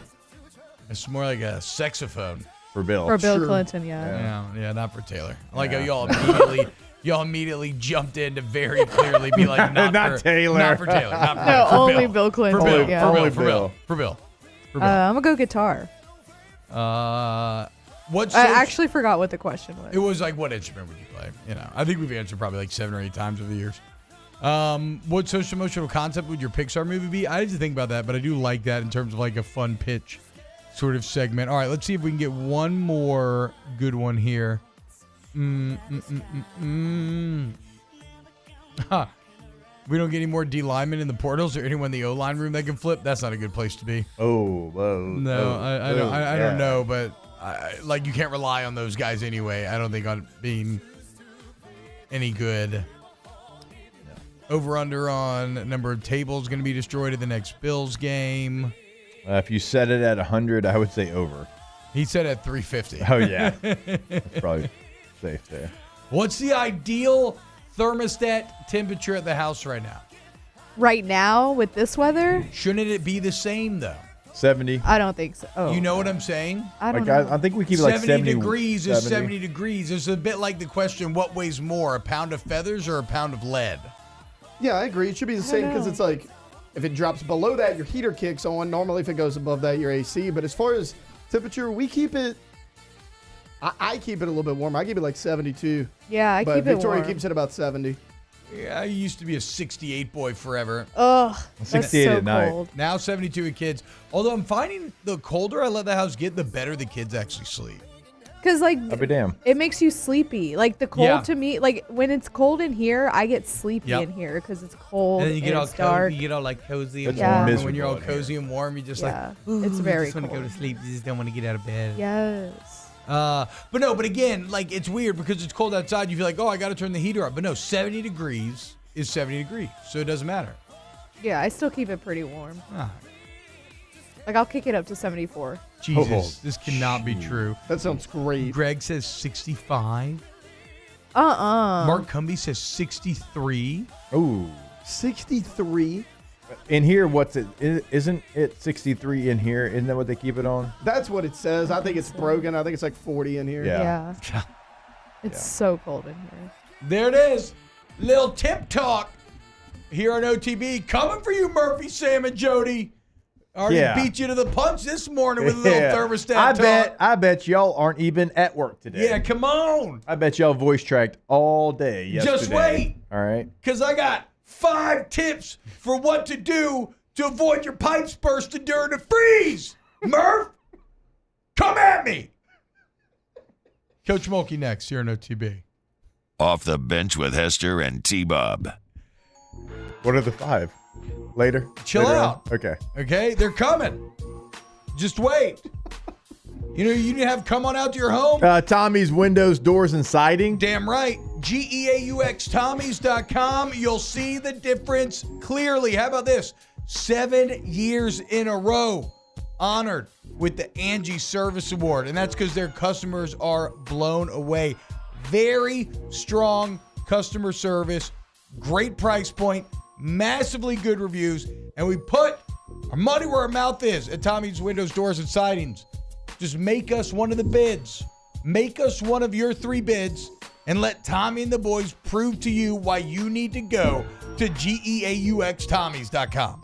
I mean, T-Bob's right. They continue to win awards. They have won that Super Service Award on Angie's List every year since 2016. I mean, that's the kind of service that you're going to get. Go to that website, gotommies.com. That's Tommy's Windows, Doors, and Siding. Our listeners fire off their opinions on the jimsfirearms.net hotline at 499-1045. Keep listening for your next chance to shoot us your thoughts with the jimsfirearms.net hotline on 1045 ESPN Baton Rouge. There it is, the extra mile, on the border of expected and extraordinary, for those willing to go further, like vans customized for work or play, with safety and tech to keep you connected, supported by a 5-star sales, service, and finance team, and backed by the 1-star you know. So go the extra mile. It's never crowded, because so few have what it takes to go there. Mercedes-Benz Vans. The importance of doing this fortified program and offering it to people down here is, number one, the only real chance you're going to get to do this is when you put on a new roof or build new. And through companies like HUDCO, who's kind of leading the way in this thing, it's going to offer the customers a huge advantage in the insurance market and the price of their insurance. You know, we're not looking to make a fortune off fortifying. We're trying to give you a better product than our competitor at the moment. I'm trying to do something that he can. I'm trying to give you something better. So a lot of these insurance shops, you're getting a re-roof, you're only paying your deductible. Let's sit down and talk about the fortified and let's see what it does to your insurance premium. You're getting a steal. Yeah. You're getting a brand new roof and a fortified certificate for your deductible, essentially. And I think we're rocking and rolling.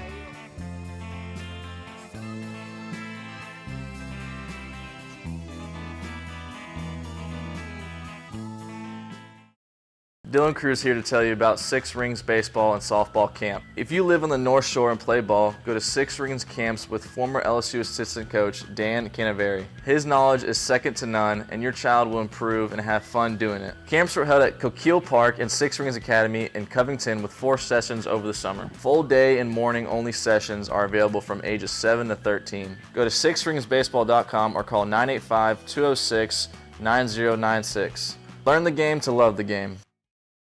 Electricity is all around us, and our families depend on it. Every day is sparked by the power of a cold drink or a warm meal, a movie night, and a comforting light at the end of a dark hallway. From sunrise to sunset, playtime to bedtime, our team is ready to take care of your electrical needs. Even in the case of an after-hours emergency, the light in your life shines brighter with Mr. Electric. Breck teamed up to reimagine your parks, and you imagined big. With your help, we went to work, creating 12 beautiful community parks across the parish.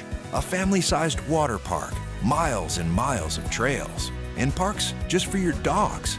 There are more places to splash, to explore, to run wild, and even soar. You imagined, we delivered gold. Breck, your #1 park system.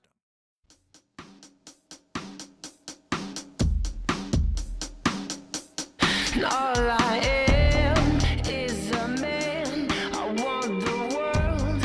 All-Star Toyota presents Off the Bench with Hester and T-Bob. ESPN Baton Rouge, New Orleans, Alexandria, and 1130 The Tiger. What's going on, y'all? Welcome back. OTB. T-Bob, Jake, Alondra, Taylor hanging out with you today, and it is Tuesday at 8:30, which means it is time to talk to the legend herself, Coach Kim Mulkey. Coach Mulkey, what's going on? How are we feeling on this frigid Tuesday morning?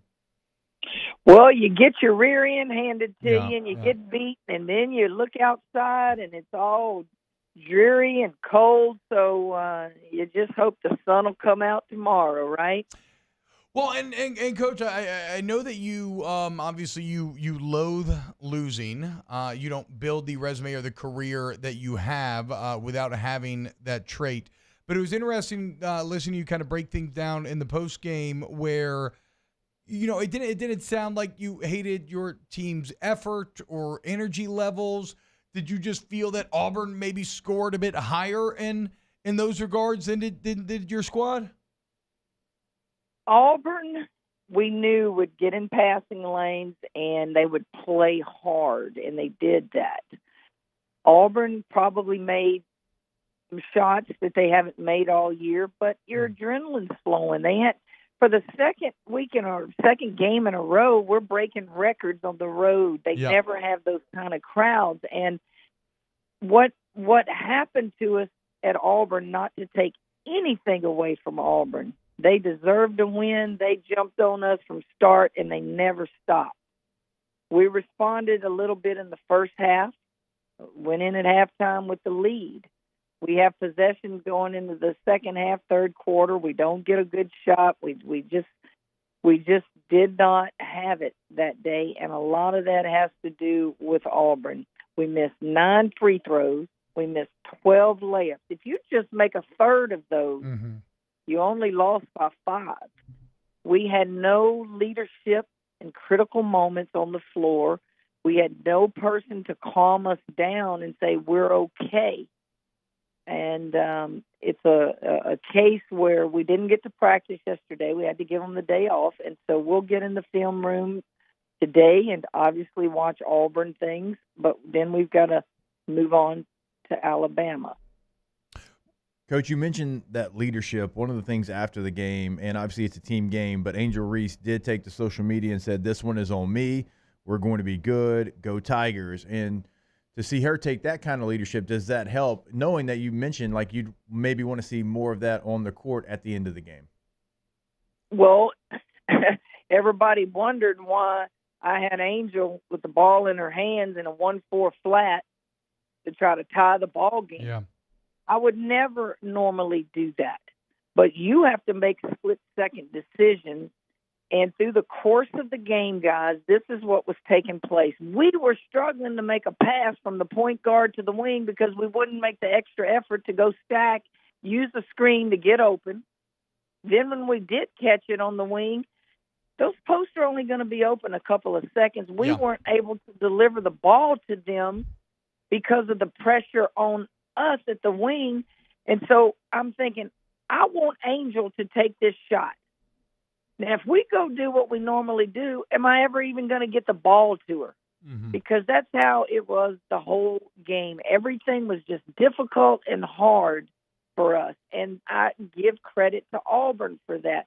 So Angel had the ball in her hands, and I said, you stay right there, and I'm going to let you take it. That way she doesn't have to give it up, and we have a shot to win the game. But she got stripped.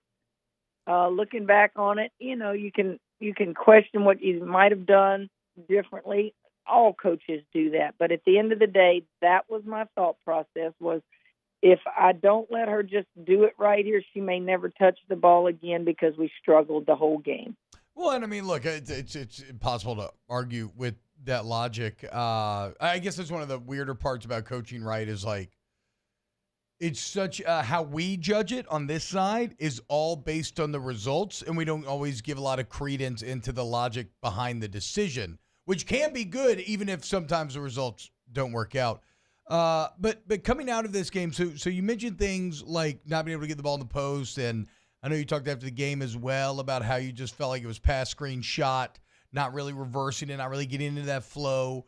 And then you also now just referenced maybe a lack of leadership on the court. Which of those problems do you find is more fixable? I think they're all fixable. I just think we got caught up into trying to make the spectacular quick shot versus just calmness.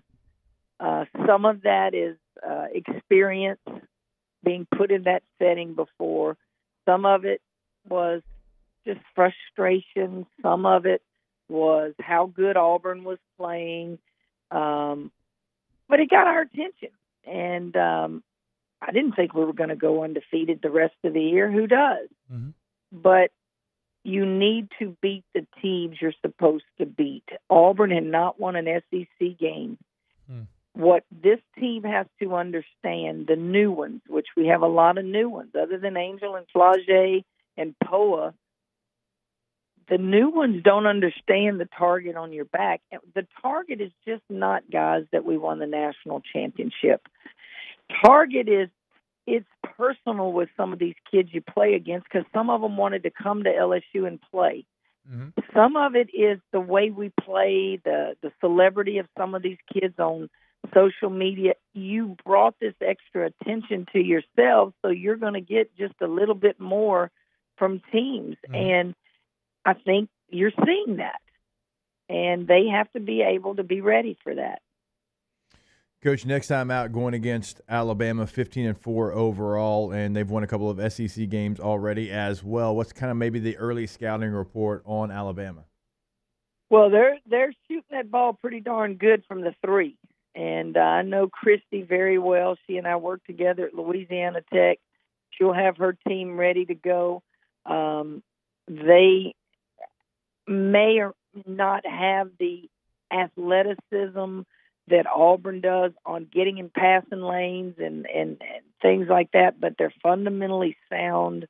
They beat Louisville in non-conference. They have a very, very good team. Now, they lost their last game against Arkansas, but, Christy knows the Alabama-LSU rivalry. She will have her kids ready to go. I'm certain they'll be looking at the Auburn them and see where they can exploit us. But, it's going to be no different than any other game. They're coming off a loss. We're coming off a loss, and we both need a win.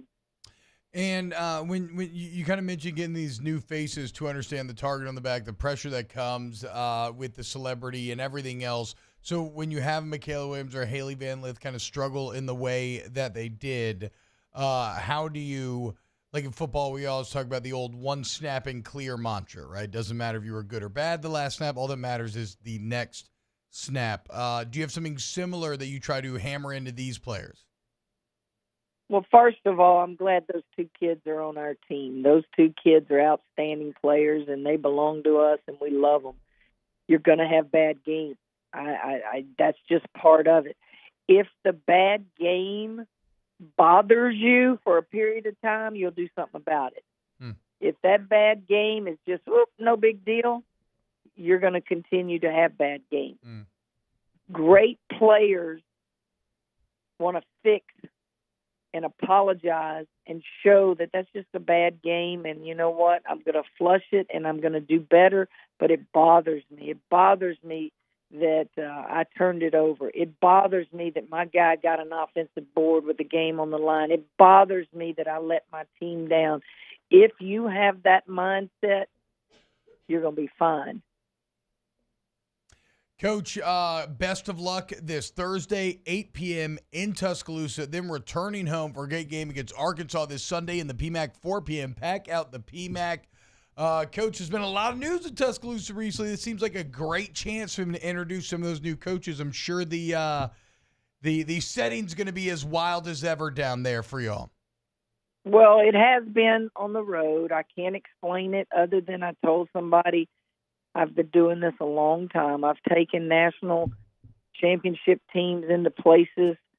This is off the charts crazy what we're seeing on the road, and it's because of these young ladies, their social media accounts. They're little celebrities, but that's a good thing. That's a good thing for the opponent's attendance. Yeah. Most of them have been record-breaking attendance, but they're not getting those crowds until LSU shows up. So we're going to take a little credit for that, but you better be able to respond to it, and you better be ready to play because you're on somebody else's home floor. Hell yeah. And it makes you stronger in the end, right? I mean, dealing with that pressure week in and week out. It does. But we've got tough games here. You've got Arkansas Sunday. You turn around, and what is it? ESPN is sending their crew for the South Carolina game. What is it they do? College game day. Yeah, that's right. That's going to be the PMA. That's going to be next Thursday. Not this Thursday, but the following Thursday, January 25th, 7 p.m., y'all. So go ahead and mark your calendars for that. So that's a good thing. Honestly, all the years I've coached, I've never had that with any of my teams, and so we need to do it up. We need to do it up right at LSU, and I know we will. But let's not worry about that. Let's just put that out there. But we got to focus on Alabama and then get ready for Arkansas. Yeah, and we'll continue to hammer that college game day coming as well. Coach Kim Mulkey, the legend. Coach, thank you so much, and best of luck in T-Town this Thursday. Y'all stay warm. Take care. You too. Let's go. It's you too. I know we got to take a break, but their next handful of games, SEC Network, main ESPN, ESPN2, SEC Network, another SEC Network, main ESPN, ESPN2. Only one is not on at least the SEC Network, and that's coming up in their second game against Alabama. I mean, she said it's a bit like traveling with the Beatles, and I imagine it is. Again, think about it. She's had multiple national championship teams, but because of the confluence of NIL, the stardom of last year's tournament where everything came together and it just did massive numbers, this is unprecedented, the amount of interest in this LSU women's basketball team, and they're really good. Like, I think losses are not the worst thing for this team, right? It's where you learn the hard lessons, and as Coach Mulkey says, it's all about being ready for tournament time, and you know they're going to be ready for that. So check them out this Thursday on the road in Bama, and then if you want to go see them in person, Sunday, 4 p.m. in the PMAC. All right, coming up next, closing hour 2 of OTB. Off the Bench with Hester and T-Bob. All-Star Toyota of BatonRouge.com. All-Star Toyota of BatonRouge.com is the website located off of Airline and Goodwood. You need a new Toyota or a used Toyota certified used vehicle, or you still get warranty coverage. What about a rental? Cheaper per day rental prices at Twitter's rental company. It's all there for you at All Star Toyota. And I want to encourage you to go to the service center. Okay, real service, real fast, real quality as well. Go, insurance claims are welcome. All makes and models, not just Toyotas. All makes and models welcome. Factory parts. As I said, the shuttle service, the rental cars, it's just the place. And if you mention T-Bob, Jake, OTB, whatever, you get $100 towards that deductible. All-Star Toyota. Go to that website today and find your new vehicle. Or like T-Bob said, if you want to check out the leases, everything's available there, just like it is in the rental department as well. So if you've got a trip coming up, if you need something bigger, better on gas mileage for that trip, or you just want to save miles on your vehicle, go rent that Toyota today. All-Star Toyota at BatonRouge.com. In times of need, get a full list of phone numbers, websites, and other important emergency information on the Demco Stormwatch page at 1045ESPN.com. Yo, Jake here from my friends over at Community Steel Company located in Gonzales, Louisiana. The local place you can turn to for all of your metal building needs. Notice I said local, not Houston, not Dallas, not Atlanta, but right here in Gonzales. Visit them at their brand new state-of-the-art website at communitysteelco.com or pick up the phone and give them a call today to answer all of your questions on your metal buildings, roofing and sheet metal, and any other steel needs you or your business need at 225-647-2020.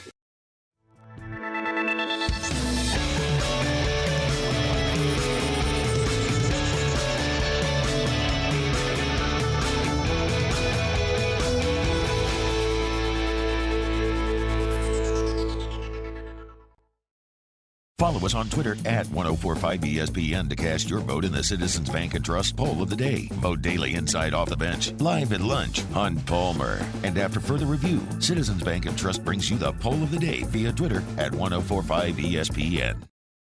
Bayou Chrysler Dodge Jeep Ram has $20,000 off new 23 Ram 1500 Black Widow trucks, $20,000 off new Ram 1500 trucks, and all new Bayou Automotive vehicles come with a 1 million mile warranty. The crew at Bayou Automotive is going to do right by you.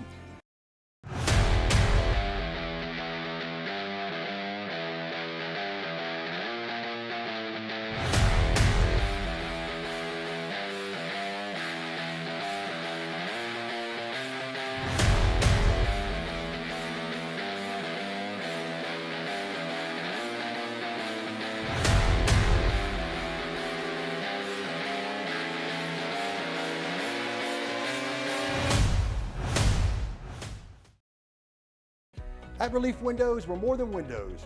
We're windows, doors, party plank, and vinyl siding. But our #1 product is always customer satisfaction. Visit us online at reliefwindows.com. Hey, it's Matt Moscona. For years, you've heard me tell you about Insurance Network of Louisiana, helping you find better coverage for less money. But it's not just for your home and auto. They also offer commercial property. So, retail stores, professional offices like doctors, dentists, attorneys, clothing boutiques. Insurance Network of Louisiana can find you better coverage for less money. They service the entire state of Louisiana, and they're local. So call today at 293-0450 or lainsurance.net. Yo, Jake here from my friends over at Community Steel Company located in Gonzales, Louisiana. The local place you can turn to for all of your metal building needs.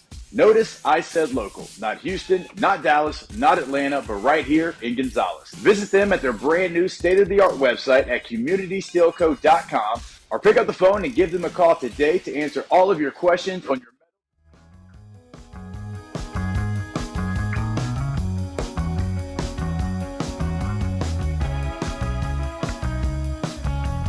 Time shakes, found you at the water.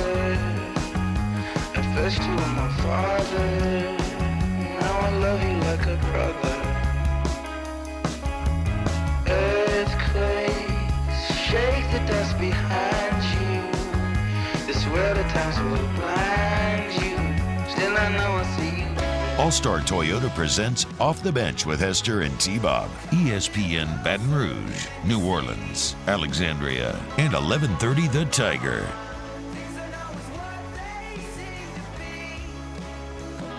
All right, welcome back into OTB. I'm not really sure where T-Bob went. He's somewhere in the hallways, wandering around, lollygagging. I don't really know where you lackadaisical. I'm trying to think of any other dad term to describe what T-Bob was doing in the hallway. I'm not really sure what you were doing. I was urinating in a toilet. Urination. Yep. Real interesting stuff here. That's what I was doing. See, I thought like maybe the older I get, the longer it takes to come out. You know. I thought maybe there's somebody you can go see about that. I thought maybe you're going outside to see if it would freeze before it hit the ground. No, like I thought I was done, and then I started walking out. I was like, oh wait, nope, turn back around. Next thing I know, I hear you talking about welcome back to OTB, talking about what's going on. Which, did y'all watch that Nutty Professor clip I texted the group text earlier? Oh, I've seen that 1,000 times. Yeah. I did not remember that movie being that risque. Mm-hmm. There's a few curse words. Oh, yeah. A D joke. Yeah. Chappelle and Eddie Murphy doing Dave Chappelle, stand-up yeah. against each other. I didn't remember that scene at all. Mark Cumbie says T-Bob sits to pee. Sometimes, like, in the middle of the night, yeah, it's way more comfortable. Okay? Or maybe early morning. Yeah. So what? What's your point, Mark? Because I don't think it's a problem. Mark, you never do? Taylor, do you ever? No. You? Yeah, middle of the night, yeah. Yeah. Hell yeah. What do you mean, leaned over like half asleep? No, just sit down. It's comfy. I usually just wake up and go. Man, I got a bad bladder. I'm up a couple times. You might take a little dip in the water, but that's okay. That ain't no big deal. You'll be fine. Hour 3, OTB, coming up next. Off the Bench with Hester and T-Bob. Go to Rejuve Me Medical. Restore me, refuel me, rejuve me. Is this who you were talking about, saying I could see some people? Yeah. I'm sure they can help you out. That does feel like one of the maybe effects of untreated aging. Yeah. And that's what they do at Rejuve Me. They treat the effects of untreated aging. And I always hammer this, but it's because I believe in it, right? We do so much service on our car, computers, homes, all this sort of stuff. And yeah, with our bodies, yeah, we may want to oh, I need to watch it, eat, I need to work out. But you don't think about going the extra mile, right? Like oil change. Like, why not? 20, 30, 40, 50, male, female, I don't know. Get the free consultation, get your labs drawn, and let them customize a plan for you. Like if you don't have any energy and you're like, I should have more, right? I'm not in an age where I should be this worn down. Like maybe something is going on, but you can't get to the bottom of it unless you go in and get that consultation set up that we always talk about right there on the top right corner of the website. Go to it today, rejuvememedical.com. There it is, the extra mile, on the border of expected and extraordinary, for those willing to go further, like vans customized for work or play, with safety and tech to keep you connected. Supported by a 5-star sales, service, and finance team. And backed by the 1-star you know. So go the extra mile. It's never crowded because so few have what it takes to go there. Mercedes-Benz Vans. Hey, it's Matt Moscona. For years, you've heard me tell you about Insurance Network of Louisiana, helping you find better coverage for less money. But it's not just for your home and auto. They also offer commercial property. So, retail stores, professional offices like doctors, dentists, attorneys, clothing boutiques. Insurance Network of Louisiana can find you better coverage for less money. They service the entire state of Louisiana, and they're local. So call today at 293-0450 or lainsurance.net. It was a humid day, barefoot children play, looking for that summer shade. Time just slips away. Oh, Louisiana, some kind of hold on me. Like cypress stumps, your roots are planted deep inside of me. I've been doing business with Luba for 25 years. They're dependable, trustworthy. It's just the attention to detail with our clients. Our folks have years and years of experience. They're highly trained professionals. But many companies have that asset. What I'd like to think makes Luba a bit different is that we use those talents in a way that truly is dedicated to serving the needs of the folks who depend on us. Dylan Cruz here to tell you about Six Rings Baseball and Softball Camp. If you live on the North Shore and play ball, go to Six Rings Camps with former LSU assistant coach Dan Canaveri. His knowledge is second to none, and your child will improve and have fun doing it. Camps were held at Coquille Park and Six Rings Academy in Covington with 4 sessions over the summer. Full day and morning only sessions are available from ages 7 to 13. Go to sixringsbaseball.com or call 985-206-9096. Learn the game to love the game. Electricity is all around us, and our families depend on it. Every day is sparked by the power of a cold drink or a warm meal, a movie night, and a comforting light at the end of a dark hallway. From sunrise to sunset, playtime to bedtime, our team is ready to take care of your electrical needs. Even in the case of an after-hours emergency, the light in your life shines brighter with Mr. Electric.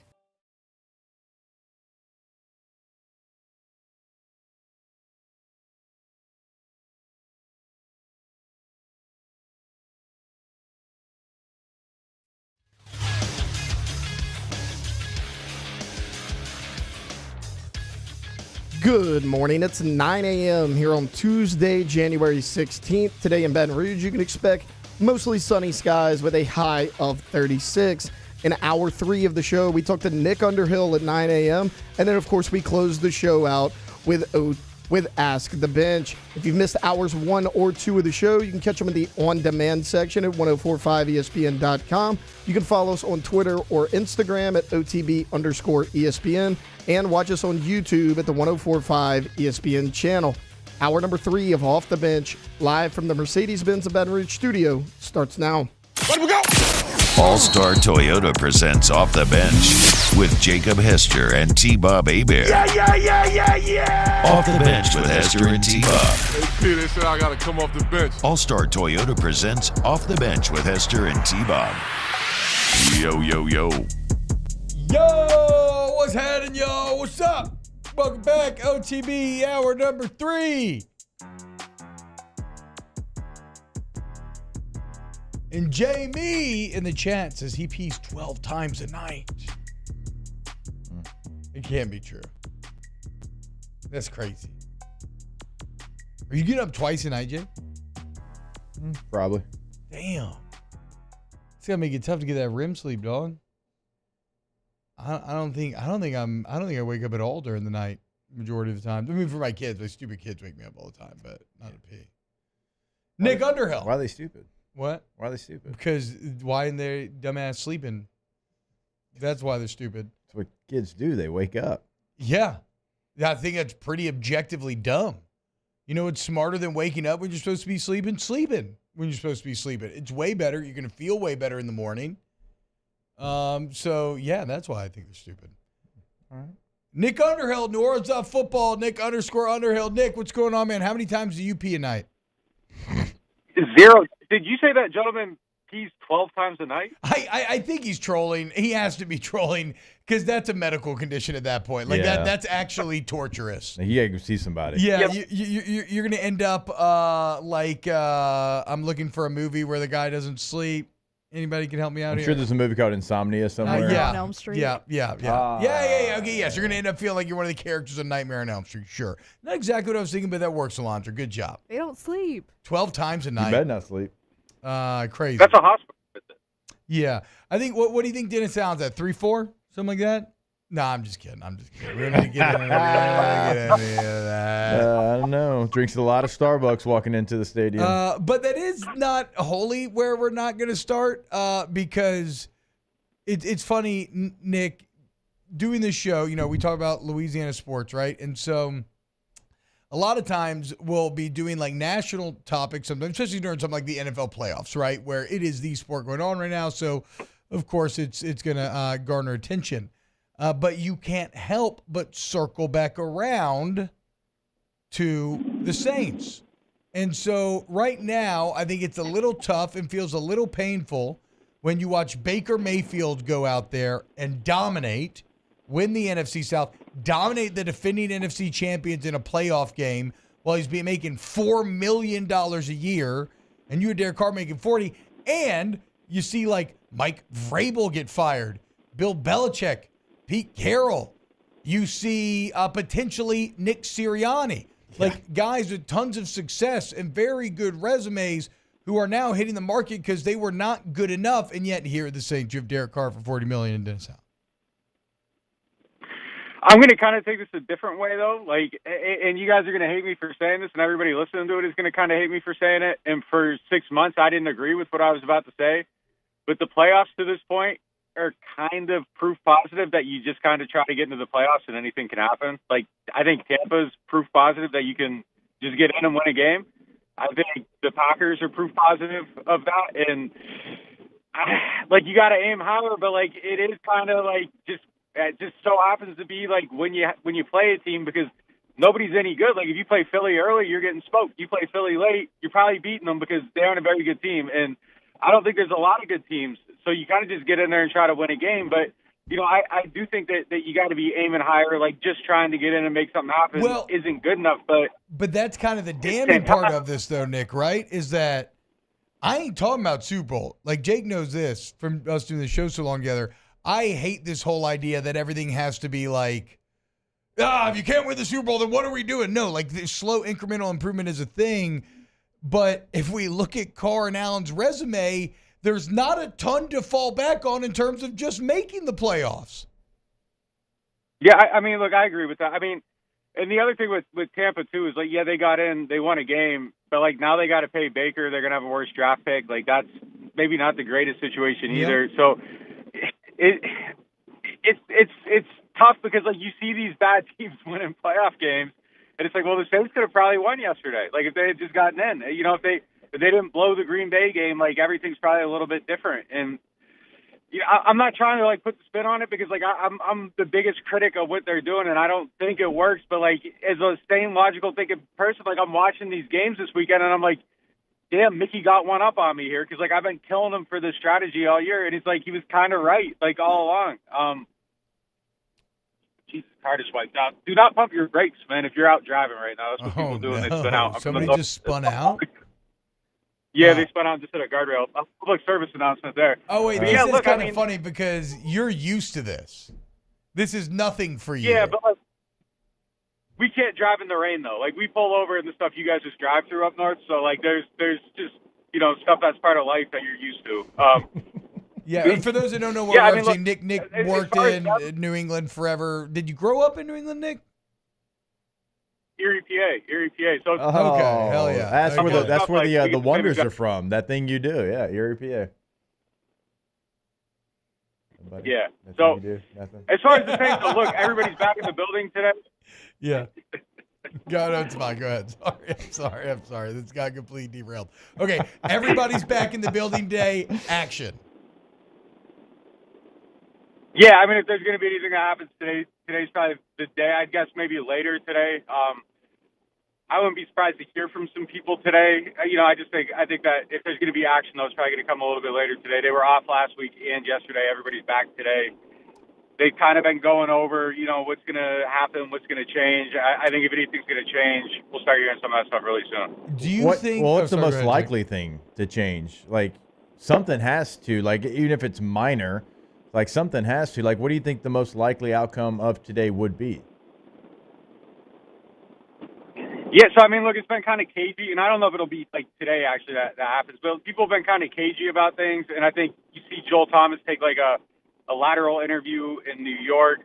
I think that it's very possible that, you know, there's a good amount of changes on the offensive staff. I don't really expect anything on the defensive side of the ball, but I think everything's on the table on the offensive side. And I mean, it's just objectively, like, stuff has to change. Like, you just look at something as simple as how they build their run game, and it's just, you look from the beginning of the season, it's Keith Kirkwood and Lynn Bowden out there. There's a huge tell. And then even still at the end of the season, when they're running the ball better, they had run looks and pass looks. Like, and you could just tell it, like, they never pass out of this formation. They never pass out of this personnel. And it's just stuff where, like, you're building that stuff so everything looks the same. I mean, it just seems like, that seems like common knowledge almost, but, like, it hasn't been here. And then if you build your play action to mirror that, like, everything's going to look better. It's going to be easier. I mean, you look at the Packers game against the Cowboys, like, they built their run game beautifully, the Shanahan stuff, and they don't have an elite O-line, but, like, just because of the way they build their run game, it takes the heat off of the pass rush from the Cowboys, and and they're able to dominate the game. And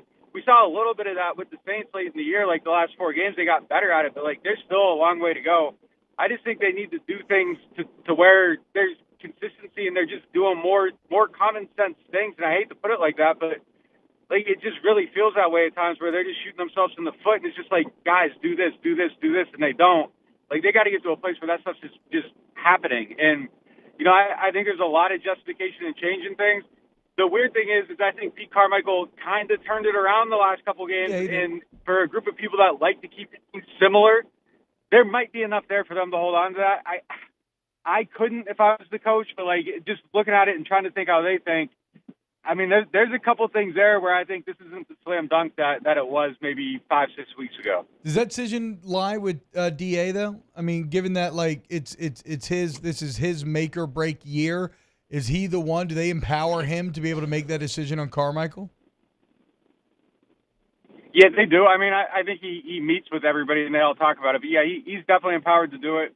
DA's empowered on personnel decisions too. Like he's as involved as you would expect him to be. He's not like, just a figurehead or whatever. Like he definitely has the power to make those decisions. What about the thing that I keep thinking about is the potential or the rumored or maybe confirmed, okay, this is what I keep thinking about. The idea of you go from Peyton to DA, and some of the old heads that were there under Peyton never fully buy into DA and the friction that can cause. I know that I am hypercritical of DA, and it's because I'm approaching it from a very kind of, lazy armchair, I want to drink a beer and watch a good team on Sunday sort of standpoint, and he just doesn't seem like it. But, like, if I want to engage with nuance, I do see the argument for return to him. I see some incremental improvement. There are reasons there, but you do reach a bit of an impasse, right? Where if you really want to see if it can work, you have to go all in. And so the question is, does going all in require getting rid of those guys that maybe aren't bought all the way in? And who would those guys be?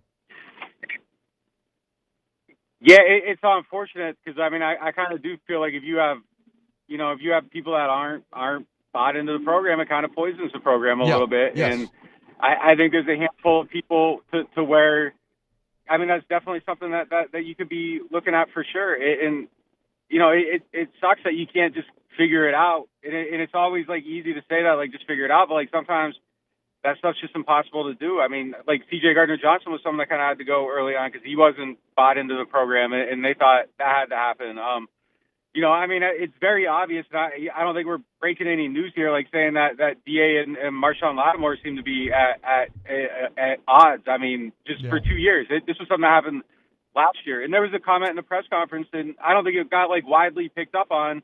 It was late in the year after Marshawn had come back, and like DA just openly said, like, we had trouble getting him back here, like after that, the kidney injury. And I think that carried on longer than it was supposed to. And they were at odds over that. There's another injury this year, and there's whispers about stuff, so I think that's one, for sure. But look, I mean, there's definitely, a cultural issue with the team. I heard that some guys like went to people in the front office to talk about, their concerns about how things were going this year. And that's a pretty serious situation when stuff like that happens. And then they start winning games and a lot of it dissipates. But like, I was sitting on something like I thought this the whole situation was going to explode at one point just on how everybody was kind of talking about it. And it was the loudest. I've been covering the team for a decade. It's the loudest things ever got behind the scenes. And then they kind of figured it out and it got quieted very, very quickly. But there was absolutely a moment where this thing felt like it was just gonna combust, and it didn't. So, I mean, credit to them for finding a way to save it. But,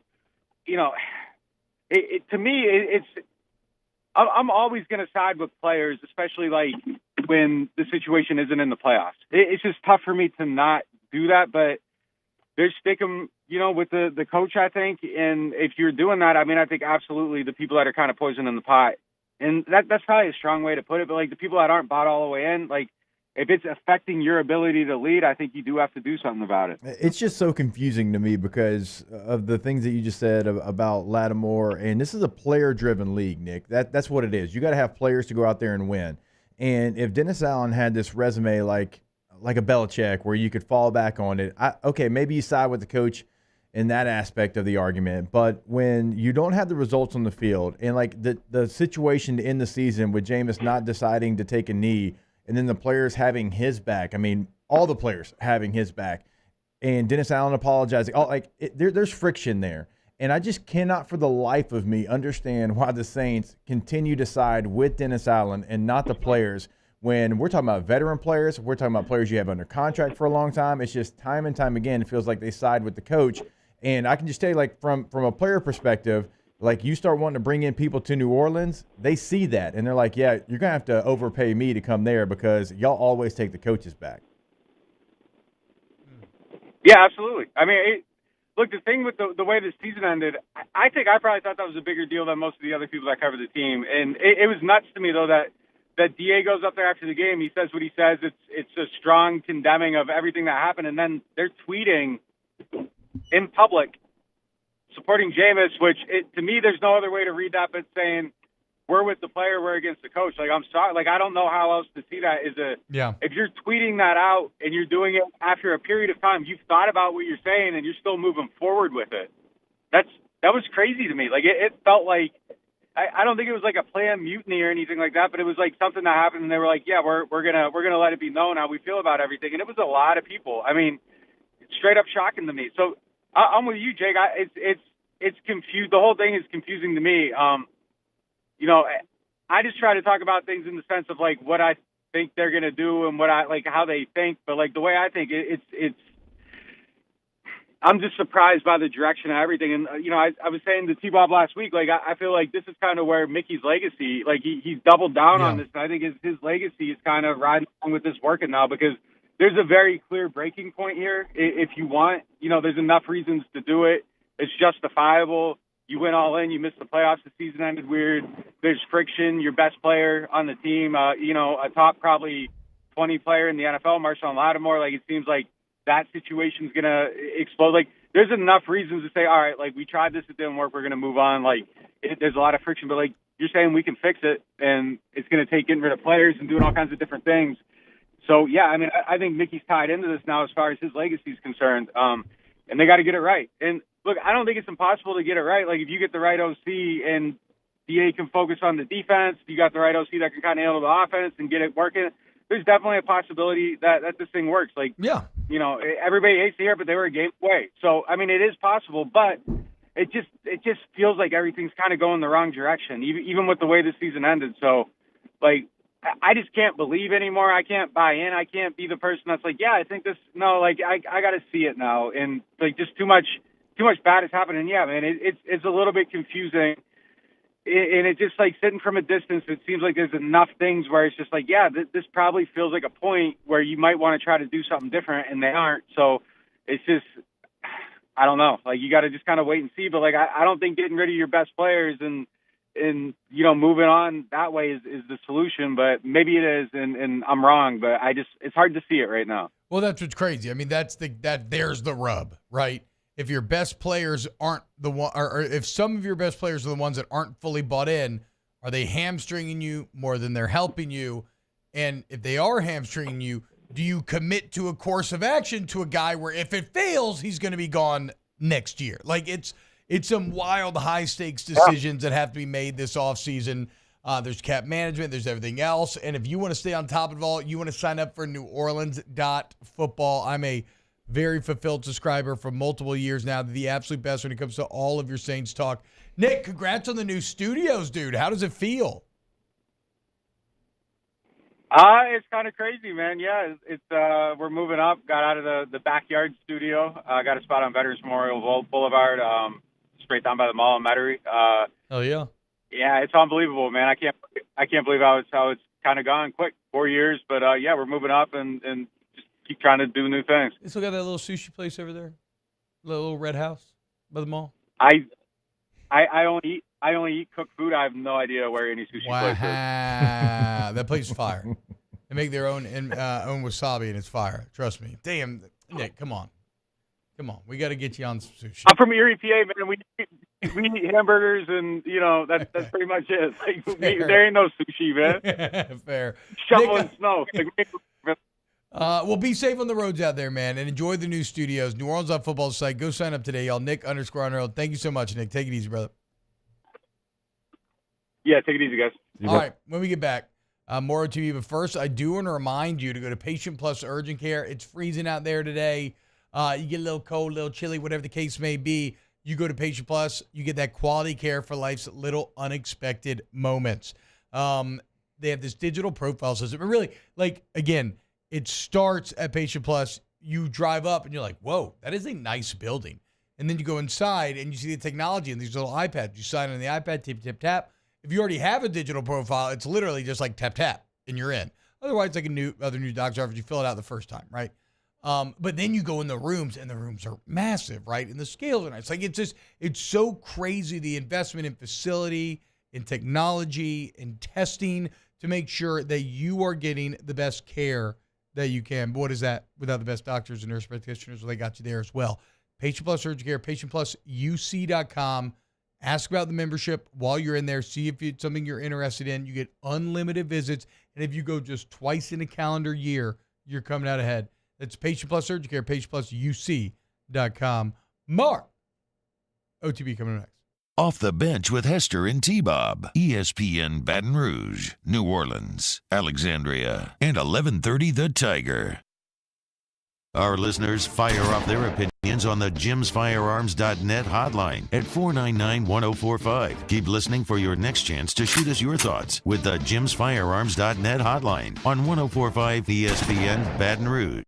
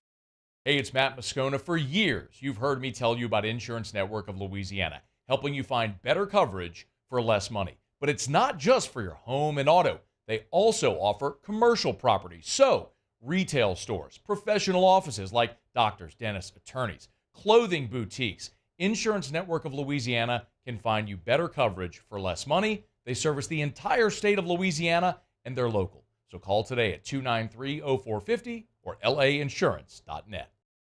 Yo, Jake here from my friends over at Community Steel Company located in Gonzales, Louisiana. The local place you can turn to for all of your metal building needs. Notice I said local, not Houston, not Dallas, not Atlanta, but right here in Gonzales. Visit them at their brand new state-of-the-art website at communitysteelco.com or pick up the phone and give them a call today to answer all of your questions on your metal buildings, roofing and sheet metal, and any other steel needs you or your business need at 225-647-2020. Breck teamed up to reimagine your parks, and you imagined big. With your help, we went to work, creating 12 beautiful community parks across the parish. A family-sized water park, miles and miles of trails, and parks just for your dogs. There are more places to splash, to explore, to run wild, and even soar. You imagined, we delivered. Gold. Breck, your #1 park system in the nation. I've been doing business with Luba for 25 years. They're dependable, trustworthy. It's just the attention to detail with our clients. Our folks have years and years of experience. They're highly trained professionals. But many companies have that asset. What I'd like to think makes Luba a bit different is that we use those talents in a way that truly is dedicated to serving the needs of the folks who depend on us.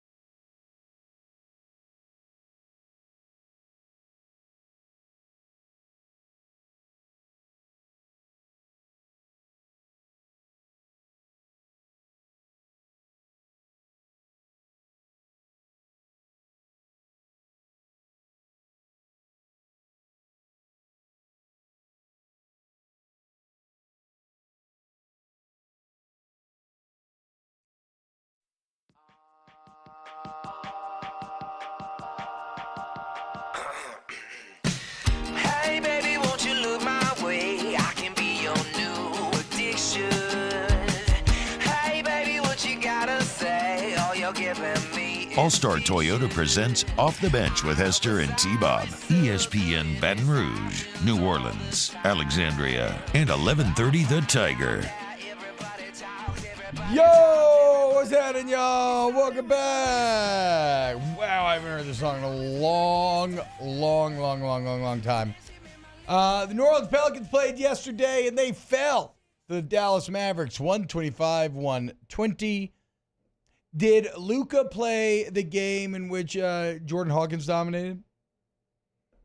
Do you know? You're talking about 2 games ago. Doesn't really matter. The point I don't think he did, actually. The point is a bit of irony on display. No, he didn't play in that game either. As a couple days ago, the Pelicans down 4 starters and yet find a way to beat the Mavericks in Dallas. And then yesterday, with Zion and Ingram and everybody back in the lineup, they fall to Dallas 125-120. Tim Hardaway and Kyrie Irving going for 40 apiece. What in the world? So a bit disappointing here. You feel like what a statement it could have been if you would have gone into Dallas, taken 2 in a row. That would have put you with a 2-game lead over them as well. So it had like standing functionality to be gained. But Kyrie Irving, it's too overwhelming. Then I didn't really get to watch the game, Jake. You did, during your show. I saw your setup. You had a nice little setup as you and Taylor were both teasing me about the you can both watch Bally. Yeah, we can. Yeah. I got it right there on the DirecTV stream.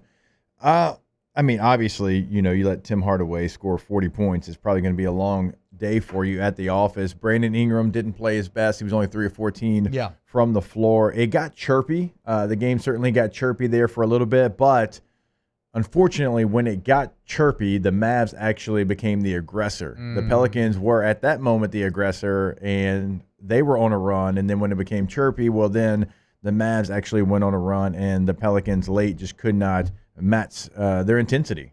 And so you had some good performances from the bench, but like Jose Alvarado, again, did not play coach's decision. And I'm just curious, like, if that's going to change. Because if you have 2 guys going for 40 on you from the guard position, well, Jose, he got signed to an extension, because, well, he's really good defensively. He's, the pesky defender that you're like, hey, dude, well, would you stop? Charlie Hustle, would you stop? But that's great for him. Like, that's who he is. He gets on your nerves, and that's what he's supposed to do.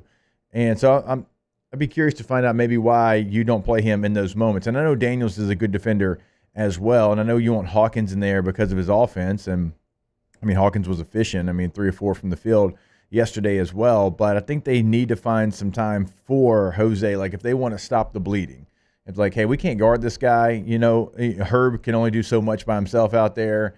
We need to put Jose and Herb out there together just to try to come up with a couple of stops. Surprised they didn't do that. But, B.I., as I mentioned, like he was off. He took the last shot, right, before you had to foul him again. I mean, they were down 3. It was 123-120. He takes a 3-pointer. Not a great look, not a great shot. Had no chance really when it left his hand. And those are the things that we talk about with the Pels, like trying to find that closer. Well, and honestly, like a lot of things in a lot of games in the NBA now, just look at the 3-point disparity. Like the Pels actually shoot 50% from the field, and a lot of that because Zion does work in the paint, and they nearly double up Dallas in the paint. But 7 of 23 from 3, just 30%. What does Dallas do? 18 of 43, 42%. Like, rare is the game nowadays in which you are going to beat the team that makes 18 threes to your 7. Yeah. That's just kind of how the NBA has evolved. So, still 24-17, still doing great, but a bit of a missed opportunity had you been able to take advantage in Dallas yesterday. You are now the 7 seed. You would have been in sole possession of the 6 seed with a 2-game lead on the Mavs. And I still think they have to figure out when the totality of their roster is together, what that flow is. And for them, I kind of understand it because they've played so many moments over the last couple of seasons when they've not had everybody together. And it's like they're still trying to figure it out. Like they're still trying to figure out who gels well with each other. What do you do with Trey Murphy when he comes off the bench? Now you have Jordan Hawkins, who has been highly efficient. Like you feel like you got to get him minutes as well. I still don't feel like they have a great idea of how many players they want to play and what that rotation looks like. How would you feel if you were to go back 5-6 years in the past, and I were to read you the Western Conference standings, you have the Minnesota Timberwolves in first, the Oklahoma City Thunder in second, which granted is only surprising because of like who's currently on the Thunder versus some of their past success. But Nuggets third, a team that was awful for much of my childhood. Clippers fourth, a team that was god-awful for much of my childhood. Kings fifth. I mean, despite outside of J. Will, Peja, and Chris Webber and Vlade nothing. Divac. Yeah. Absolutely nothing. Mavs sixth, Pelicans seventh, Suns eighth. That's actually insane. You've got the Lakers the majority of my NBA life. Under 500.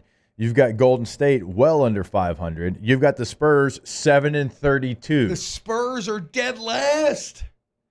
That's crazy. That's crazy. The majority of our lives, that has not been the case. Also, that's just. And how are the Jazz the hottest team in the NBA, by the way? It's winners of 6 in a row. I'm from 16-20 now 22-20. I mean, remember, and they're 9-1 by the way in their last 10. Dang. And the Jazz were the team last year. They were trying to get Wemby, and they were trying to tank, and then like their players like played really well, and it was almost like, could y'all stop? Like, could y'all be worse, please? Because you're playing too well. And they fell off a little bit at the end, obviously, but still, that roster's not bad. Turns out Danny Ainge is really good at making basketball personnel decisions, right? A la Sempresti. All right, so who the Pelicans got coming up next? Let's see.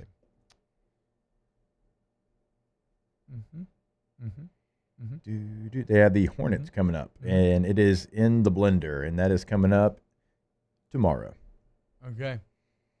Look, anytime you square up with the old mascot, you got to teach him a lesson or two, okay?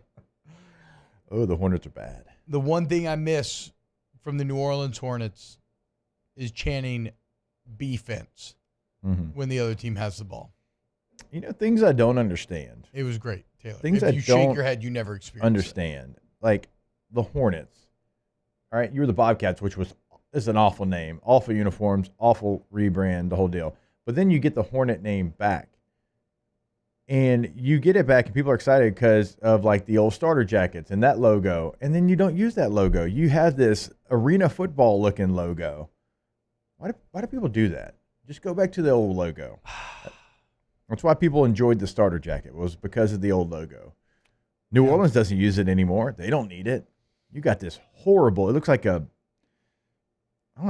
arena football might be nice. It looks like a movie made about arena football. It looks like if you're like creating a team on like NFL 2K5, the old creative team logos they used to have on that. I've been just sitting here racking my brain for bee, wasp, and yellow jacket related puns, and I've just got nothing. But defense was great. What did they call the dance team? The Queen Bees, I believe as well. They're probably too young to remember that. That's true. Yeah. Defense. Defense. Just felt so good. Yeah. Even the years where it was Dan Dickow out there leading the Hornets, because that's what the roster looked like. Hey, the roster's good now. Pelicans are good now. Rough night, but they're going to bounce back. All right. When we get back, let's talk about Alabama's new defensive coordinator, as it's a good one, and it bears talking about. Keep it locked right here on Off the Bench. The Honeybees. Off the not Bench the with Queen Bees, Hester the and T-Bob. That's a good name. The Honeybees, you know? Sounds like pretty sweet. If you want a pretty sweet deal with some even sweeter service, you want Coleman Roofing and Construction. Since 1982, do the math, that's 41 years. Coming up on 42. They've been Louisiana's most reliable, respected roofing company. They got a great culture, man. Young, great energy. Service all of Louisiana, commercial, residential, it don't matter. Quality work, peace of mind, customer service, care. They're a big company, but they still maintain that small company feel. And like I said, complete. They do it all. Interiors, gutters, metalwork, everything. Coleman Roofing and Construction. And they do it throughout the state of Louisiana, right? So we have the great fortune of being on throughout the state of Louisiana. So no matter where you're listening to us, they can help you out. Shreveport, Baton Rouge, New Orleans, Lafayette, I mean, you name it, right? They can help you out, and they can help you out today. Go to that website to get scheduled, colemanroof.com. In times of need, get a full list of phone numbers, websites, and other important emergency information on the Demco Stormwatch page at 1045ESPN.com.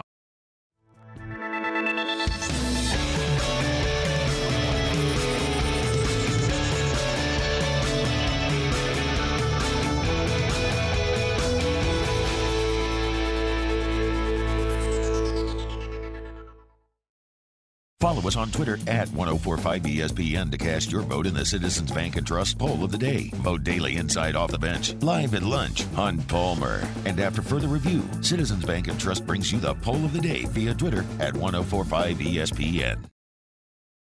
The Windsor Senior Living Community in Mandeville, Louisiana is a beautiful, vibrant apartment community geared towards seniors. They are nestled right in the heart of Mandeville, where seniors live a more carefree lifestyle in spacious apartments with the peace of mind that comes from having a little extra help. Call the Windsor at 985-624-8040 to schedule a lunch and tour. Come see how the Windsor can be your passport to peace of mind. Dylan Cruz here to tell you about Six Rings Baseball and Softball Camp. If you live on the North Shore and play ball, go to Six Rings Camps with former LSU assistant coach Dan Canaveri. His knowledge is second to none, and your child will improve and have fun doing it. Camps were held at Coquille Park and Six Rings Academy in Covington with 4 sessions over the summer. Full day and morning only sessions are available from ages 7 to 13. Go to sixringsbaseball.com or call 985-206-9096. Learn the game to love the game. Electricity is all around us, and our families depend on it. Every day is sparked by the power of a cold drink or a warm meal, a movie night, and a comforting light at the end of a dark hallway. From sunrise to sunset, playtime to bedtime, our team is ready to take care of your electrical needs. Even in the case of an after-hours emergency, the light in your life shines brighter with Mr. Electric. Hey, it's Matt Moscona. For years, you've heard me tell you about Insurance Network of Louisiana, helping you find better coverage for less money. But it's not just for your home and auto. They also offer commercial property. So, retail stores, professional offices like doctors, dentists, attorneys, clothing boutiques. Insurance Network of Louisiana can find you better coverage for less money. They service the entire state of Louisiana, and they're local. So call today at 293-0450 or lainsurance.net. Yo, Jake here from my friends over at Community Steel Company located in Gonzales, Louisiana. The local place you can turn to for all of your metal building needs. Notice I said local, not Houston, not Dallas, not Atlanta, but right here in Gonzales. Visit them at their brand new state-of-the-art website at communitysteelco.com or pick up the phone and give them a call today to answer all of your questions on your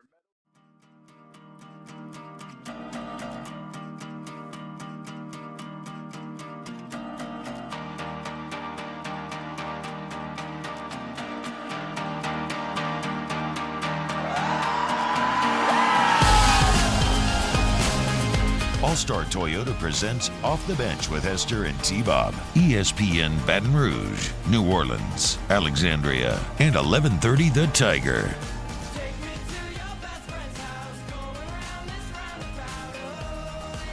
Makes you feel young.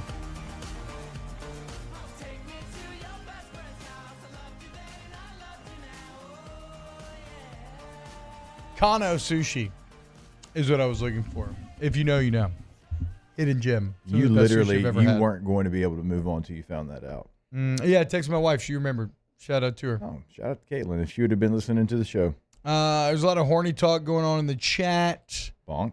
About the honeybees, saying they're the finest dance team in New Orleans. I don't know. I don't remember, so I can't involve myself in this fight.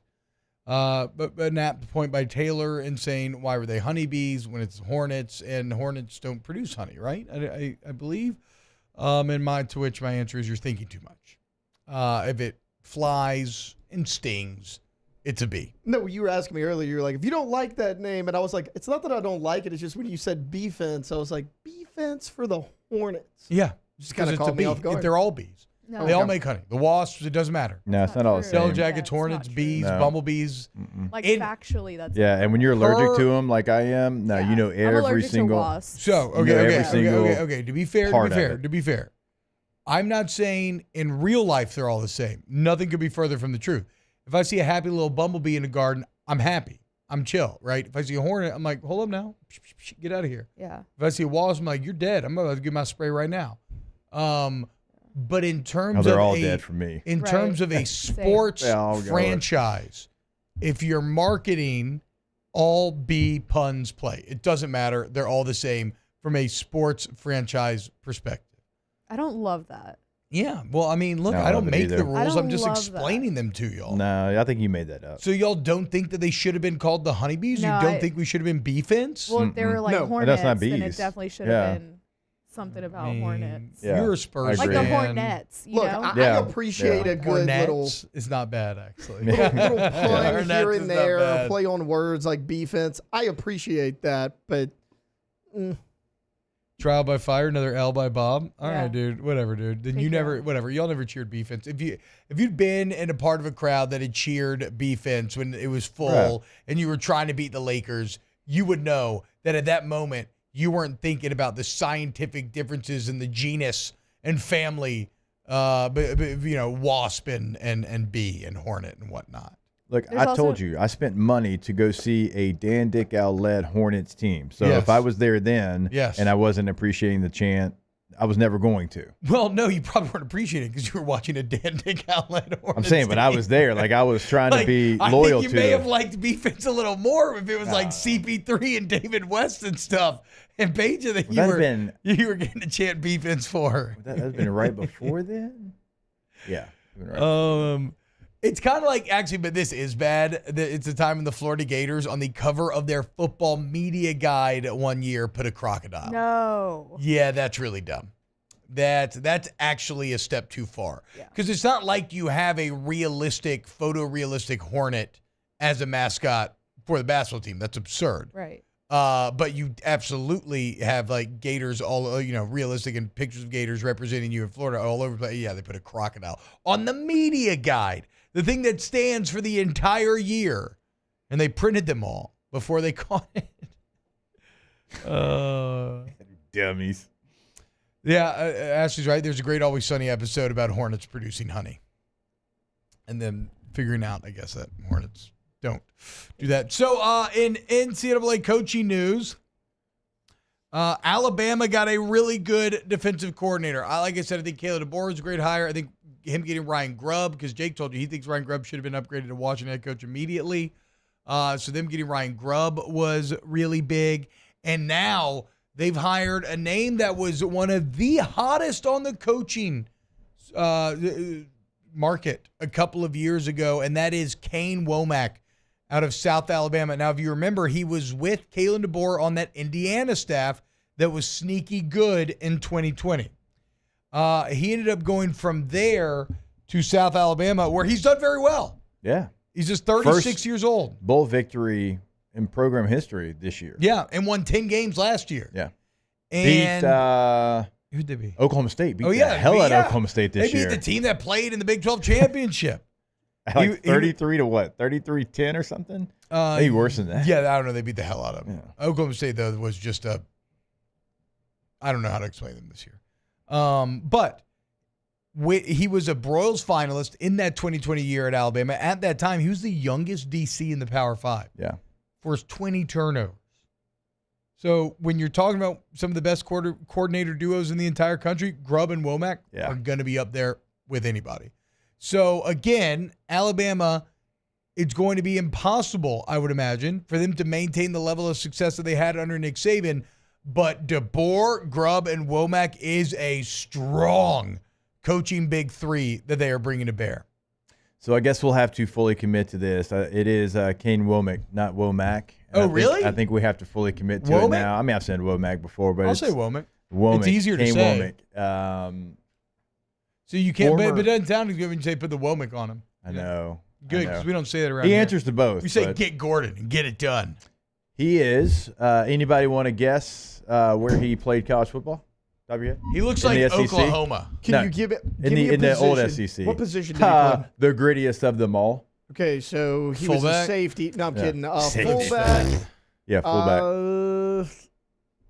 Wisconsin. No, Arkansas. SEC. Arkansas. Oh, SEC. Yep. Yeah, old boy looks Yeah. like Arkansas. T-Bob bro. knew. He knew as soon as he Look saw at it. him, dude. He Yeah. said fullback in Arkansas. Yeah, so I mean, old SEC. I actually bring that up because, well, he knows the SEC. I'm not saying like, oh, he coaching, but he knows the SEC. Like he knows the expectation. He knows what goes into the day in, day out. He was there when McFadden and Peyton Hillis and Felix Jones and all, like, so he knows what really good SEC Yeah, I guess football he's looks our like. age. And so he is. Yeah, he is our age. I think he's actually younger than me. I think he's in between us. But what he did at Indiana and obviously the relationships he built there, I think the world of him, man. I think he is one of those rising stars in the G5. And it shows you, and T-Bob, we were talking about this during the break, it really shows you the difference in G5 to major Power 5. The fact that this man was a head coach with a brand new stadium, great facilities there at South Alabama, a decent-sized town in Mobile. Like, you got things going for you. You won a bowl game for the first time in program history. But even that couldn't keep you away from going to be the defensive coordinator in the SEC at Alabama. This is, in my opinion, a very, very good get for Alabama. I think he is a really good coach.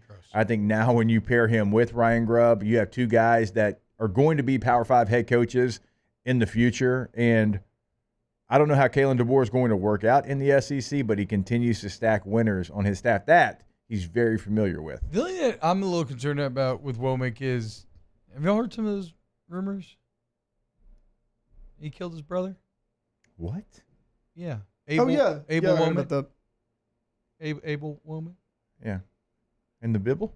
Yeah, in the Bibble. Back when they were living in the Bibble. I don't know, dude. I mean, look into it is all I'm saying. If you're listening, look into it. Yeah, you got it. You finally got there, No, Elijah? I got it. But, like, you're out here. People are going to take that and run with it. What? That Kane Womack killed his brother? No, according to T-Bob Abraham. Kane killed Abel Womack? They're going to T-Bob's take gonna that be and run tagged. with it. T-Bob's going to be tagged and they're going to be like, guys, do you know Abel Womack was killed by his brother? God, what if he had a Y'all want brother to named beat Abel? Murphy, Sam, and Jody or not, guys? I do. I Okay? would love to beat This is the only way it's ever going to happen. First off, I would love starting a negative rumor about anyone on Alabama's coaching staff if we had to, so let's just run with it. I'm saying somebody look into it. Do the research. It's not on me to educate you. Do the research for yourself. All right, so while we're trying to figure out if he has a brother named Abel, he also has coaching experience in the SEC. He was at Ole Miss 2012 and 13. He started out as GA and then became the safeties coach there. So, I mean, there's a couple of Fast things. riser, dude. So, played in the SEC, coached in the SEC. He's only 36 years old. Crazy. All right, when we get back, more OTB. Off the bench with Hester and T-Bob. Get Gordon, get it done. 225-888-8888. Get Gordon and get it done today. You need somebody who's going to fight for you. Get the Gordon on him, okay? Go follow him on social media for some of your content that's, general life advice, great tips and tricks about what to do after an accident to protect yourself, really fun and interesting content with your favorite athletes. A member of the G team. Remember, Gordon, huge in the NIL space, supporting your favorite Tigers. So support them and help yourself. Really support yourself by getting Gordon to fight for you. 225-888-8888. Get Gordon, get it done. To see what they can do in the courtroom, go to getgordon.com, and you can see it all. You can see past client results, cases they can handle for you. You can have a conversation with them right there on the website as well. What they're doing in the community. Well, go to social media. That handle on all major social media at Get Gordon. If you want to pick up the phone and give them a call, your area code in Louisiana, no matter where you're at, follow by 888-8888. Get Gordon and get it done.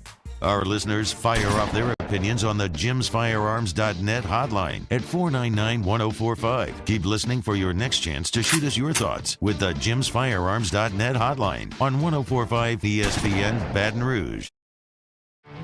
There it is, the extra mile, on the border of expected and extraordinary for those willing to go further, like vans customized for work or play, with safety and tech to keep you connected. Supported by a 5-star sales, service, and finance team. And backed by the 1-star you know. So go the extra mile. It's never crowded because so few have what it takes to go there. Mercedes-Benz Vans.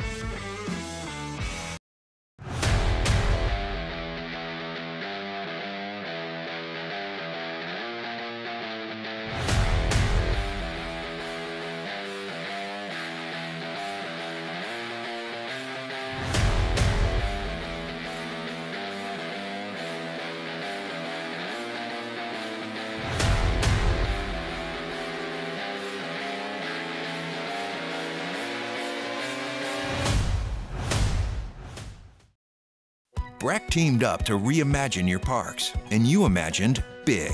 With your help, we went to work, creating 12 beautiful community parks across the parish. A family-sized water park, miles and miles of trails, and parks just for your dogs. There are more places to splash, to explore, to run wild, and even soar. You imagined, we delivered gold. Breck, your #1 park system in the nation. I've been doing business with Luba for 25 years. They're dependable, trustworthy. It's just the attention to detail with our clients. Our folks have years and years of experience. They're highly trained professionals, but many companies have that asset. What I'd like to think makes Luba a bit different is that we use those talents in a way that truly is dedicated to serving the needs of the folks who depend on us.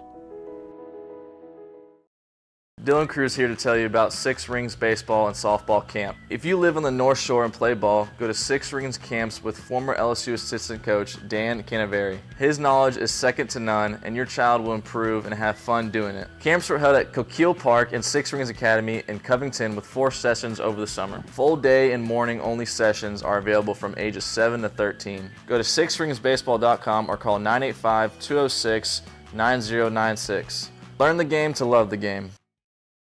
Electricity is all around us, and our families depend on it.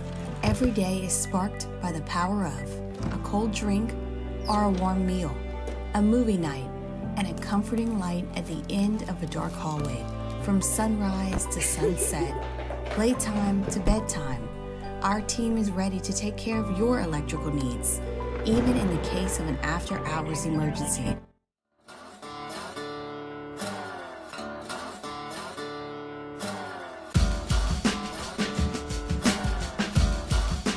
All-Star Toyota presents Off the Bench with Hester and T-Bob. ESPN Baton Rouge, New Orleans, Alexandria, and 1130 The Tiger. That's the bench. Brought to you by Cold Curse Light, Vizzy Hard Seltzer. Bench. Okay, guys. Oh, I didn't Blue know. Moon Light Sky Citrus Sweet. Is Mario permanently gone or just on vacation? Mario is moved back to New Orleans. And like I said the other day, we love him and we miss him, but we're super hyped to have Alondra on the squad now, for sure. And if you missed her doing the clown music on Taylor yesterday, well, then joke's on you because she's in. Yeah, and the bump music. I'll tell you a quick story about that song. So went to like the Sam Goody or whatever it was in the mall, and went with our grandmother at the time, and my brother got Busta Rhymes, Got You All in Check, and I got Beck Loser, like cassette singles. And we tried to pull one, over on our grandma, and we got home, parents like, oh, what's this? Put it in tape deck, listen to it, and I'm a loser, baby, so why don't you kill me? Didn't go very far with the parentals. So that song, cassette tape, it got taken up. I remember hiding Big Pimpin' in the top of my closet back in the day. I wasn't allowed to listen to the hip hop station. Yeah. My parents weren't like real strict like about that, but like, you know what? I'm a loser, baby, so why don't you kill me? Might be a step too far when I was probably 10 when that came out. I didn't really have any music restrictions growing up. Well, because you listen to Skinny Kenny and stuff like that. So Yeah. I mean, Detractor Sexy, we get it. Yeah, you just seem like you. Did you ever give your parents any mischievous trouble? Yeah, come on, be honest. Like anything. As far as like Anything. outside of school, no. Yeah, I didn't think so. I mean, I got in some Good minor kid. trouble a he few waited times till in he school. was but 21 to drink. Yeah, Yeah, there's no doubt. Yeah, for sure. Did you ever like roll your car out of the driveway in neutral to sneak out, like anything? No, I never snuck out of the house. Wow. Did you ever do black tar heroin at the back of your friend's pickup? Yeah. You've never You know, I snorted actually cocaine? did do that, but I never snuck out. Never snuck out. Nope. I would have Everybody snuck out. bet on that if I was a gambling man, and I am, and I gamble on the DraftKings Sportsbook, and you should too. It's the official sports betting partner of the NFL playoffs. To bring you an offer that can make the playoffs electrifying. You bet just $5 on any game, you get $200 instantly in bonus bets. So you believe in this Bills team, go support them there. Good luck. Plus, everyone gets a no-sweat same-game parlay for every playoff game day. So it's up to $5. You make the parlay as insane as you want. If it doesn't hit, you get $5 back. Okay, so there you go. Bam, no sweat. Get it? Download DraftKings Sportsbook app now. Use the code Baton Rouge, all one word. New customers bet just $5, get $200 instantly in bonus bets only in Sportsbook. DraftKings Sportsbook, promo code Baton Rouge. The crown is yours. 21 plus, physically present in Louisiana. Select pairs only. Bonus bets expire 168 hours after issuance. Opt-in required. 1 no-sweat token issued per eligible day after opt-in. No-sweat bonus bet issued based on amount of losing qualifying bet. Eligibility, max reward limit, deposit restrictions apply. Terms at sportsbook.draftkings.com/football terms. Licensee partner Golden Nugget Lake Charles. Gambler problem, call 1-800-GAMBLER, 1-800-426-2537. I'm a loser, baby. That was me after the last gambling weekend. That was me Sunday night. Yeah, I know. Well, you are. And the Cowboys still are. Yeah. We should have played that yesterday. Who do you think? Yeah, we should have played all music probably to call you an idiot yesterday, but alas, I don't know. We got still plenty of time to call him an idiot. We did the clown music. songs. Yeah, that's true. That's true. You've done a great job. Okay, we'll see y'all tomorrow. Off the Bench with Hester and T-Bob. Here at OTB, check it out. Not to brag, Murph. But OTB's now partnered up with the largest industrial contractor in the nation. I'm talking about the MMR Group, okay? And it's right here in Baton Rouge. Engineers, construction managers, MMR, Admar, we are people focused, okay? We're not selling the product. We're selling a service, and the people design the service. So that's why it's all about culture. It's all about family. And so whether you're starting out, you're looking for an internship, you're a seasoned professional, you're just starting your career, get in touch with the MMR Group. Go to mmrgrp.com. All right, so you can go to the website and you can search. You can find careers, different things they can do for you. Again, mmrgrp.com. But also go to Google, MMR Baton Rouge. It will pull up as well. Multiple ways to get in contact with them, mmrgrp.com.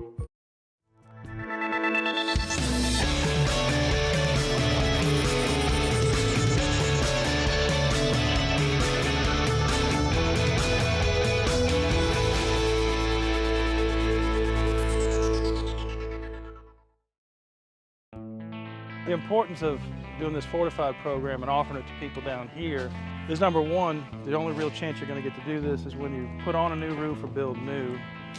And through companies like HUDCO, who's kind of leading the way in this thing, it's going to offer the customers a huge advantage in the insurance market and the price of their insurance. You know, we're not looking to make a fortune off fortifying. We're trying to give you a better product than our competitor at the moment. I'm trying to do something that he can. I'm trying to give you something better. So a lot of these insurance jobs,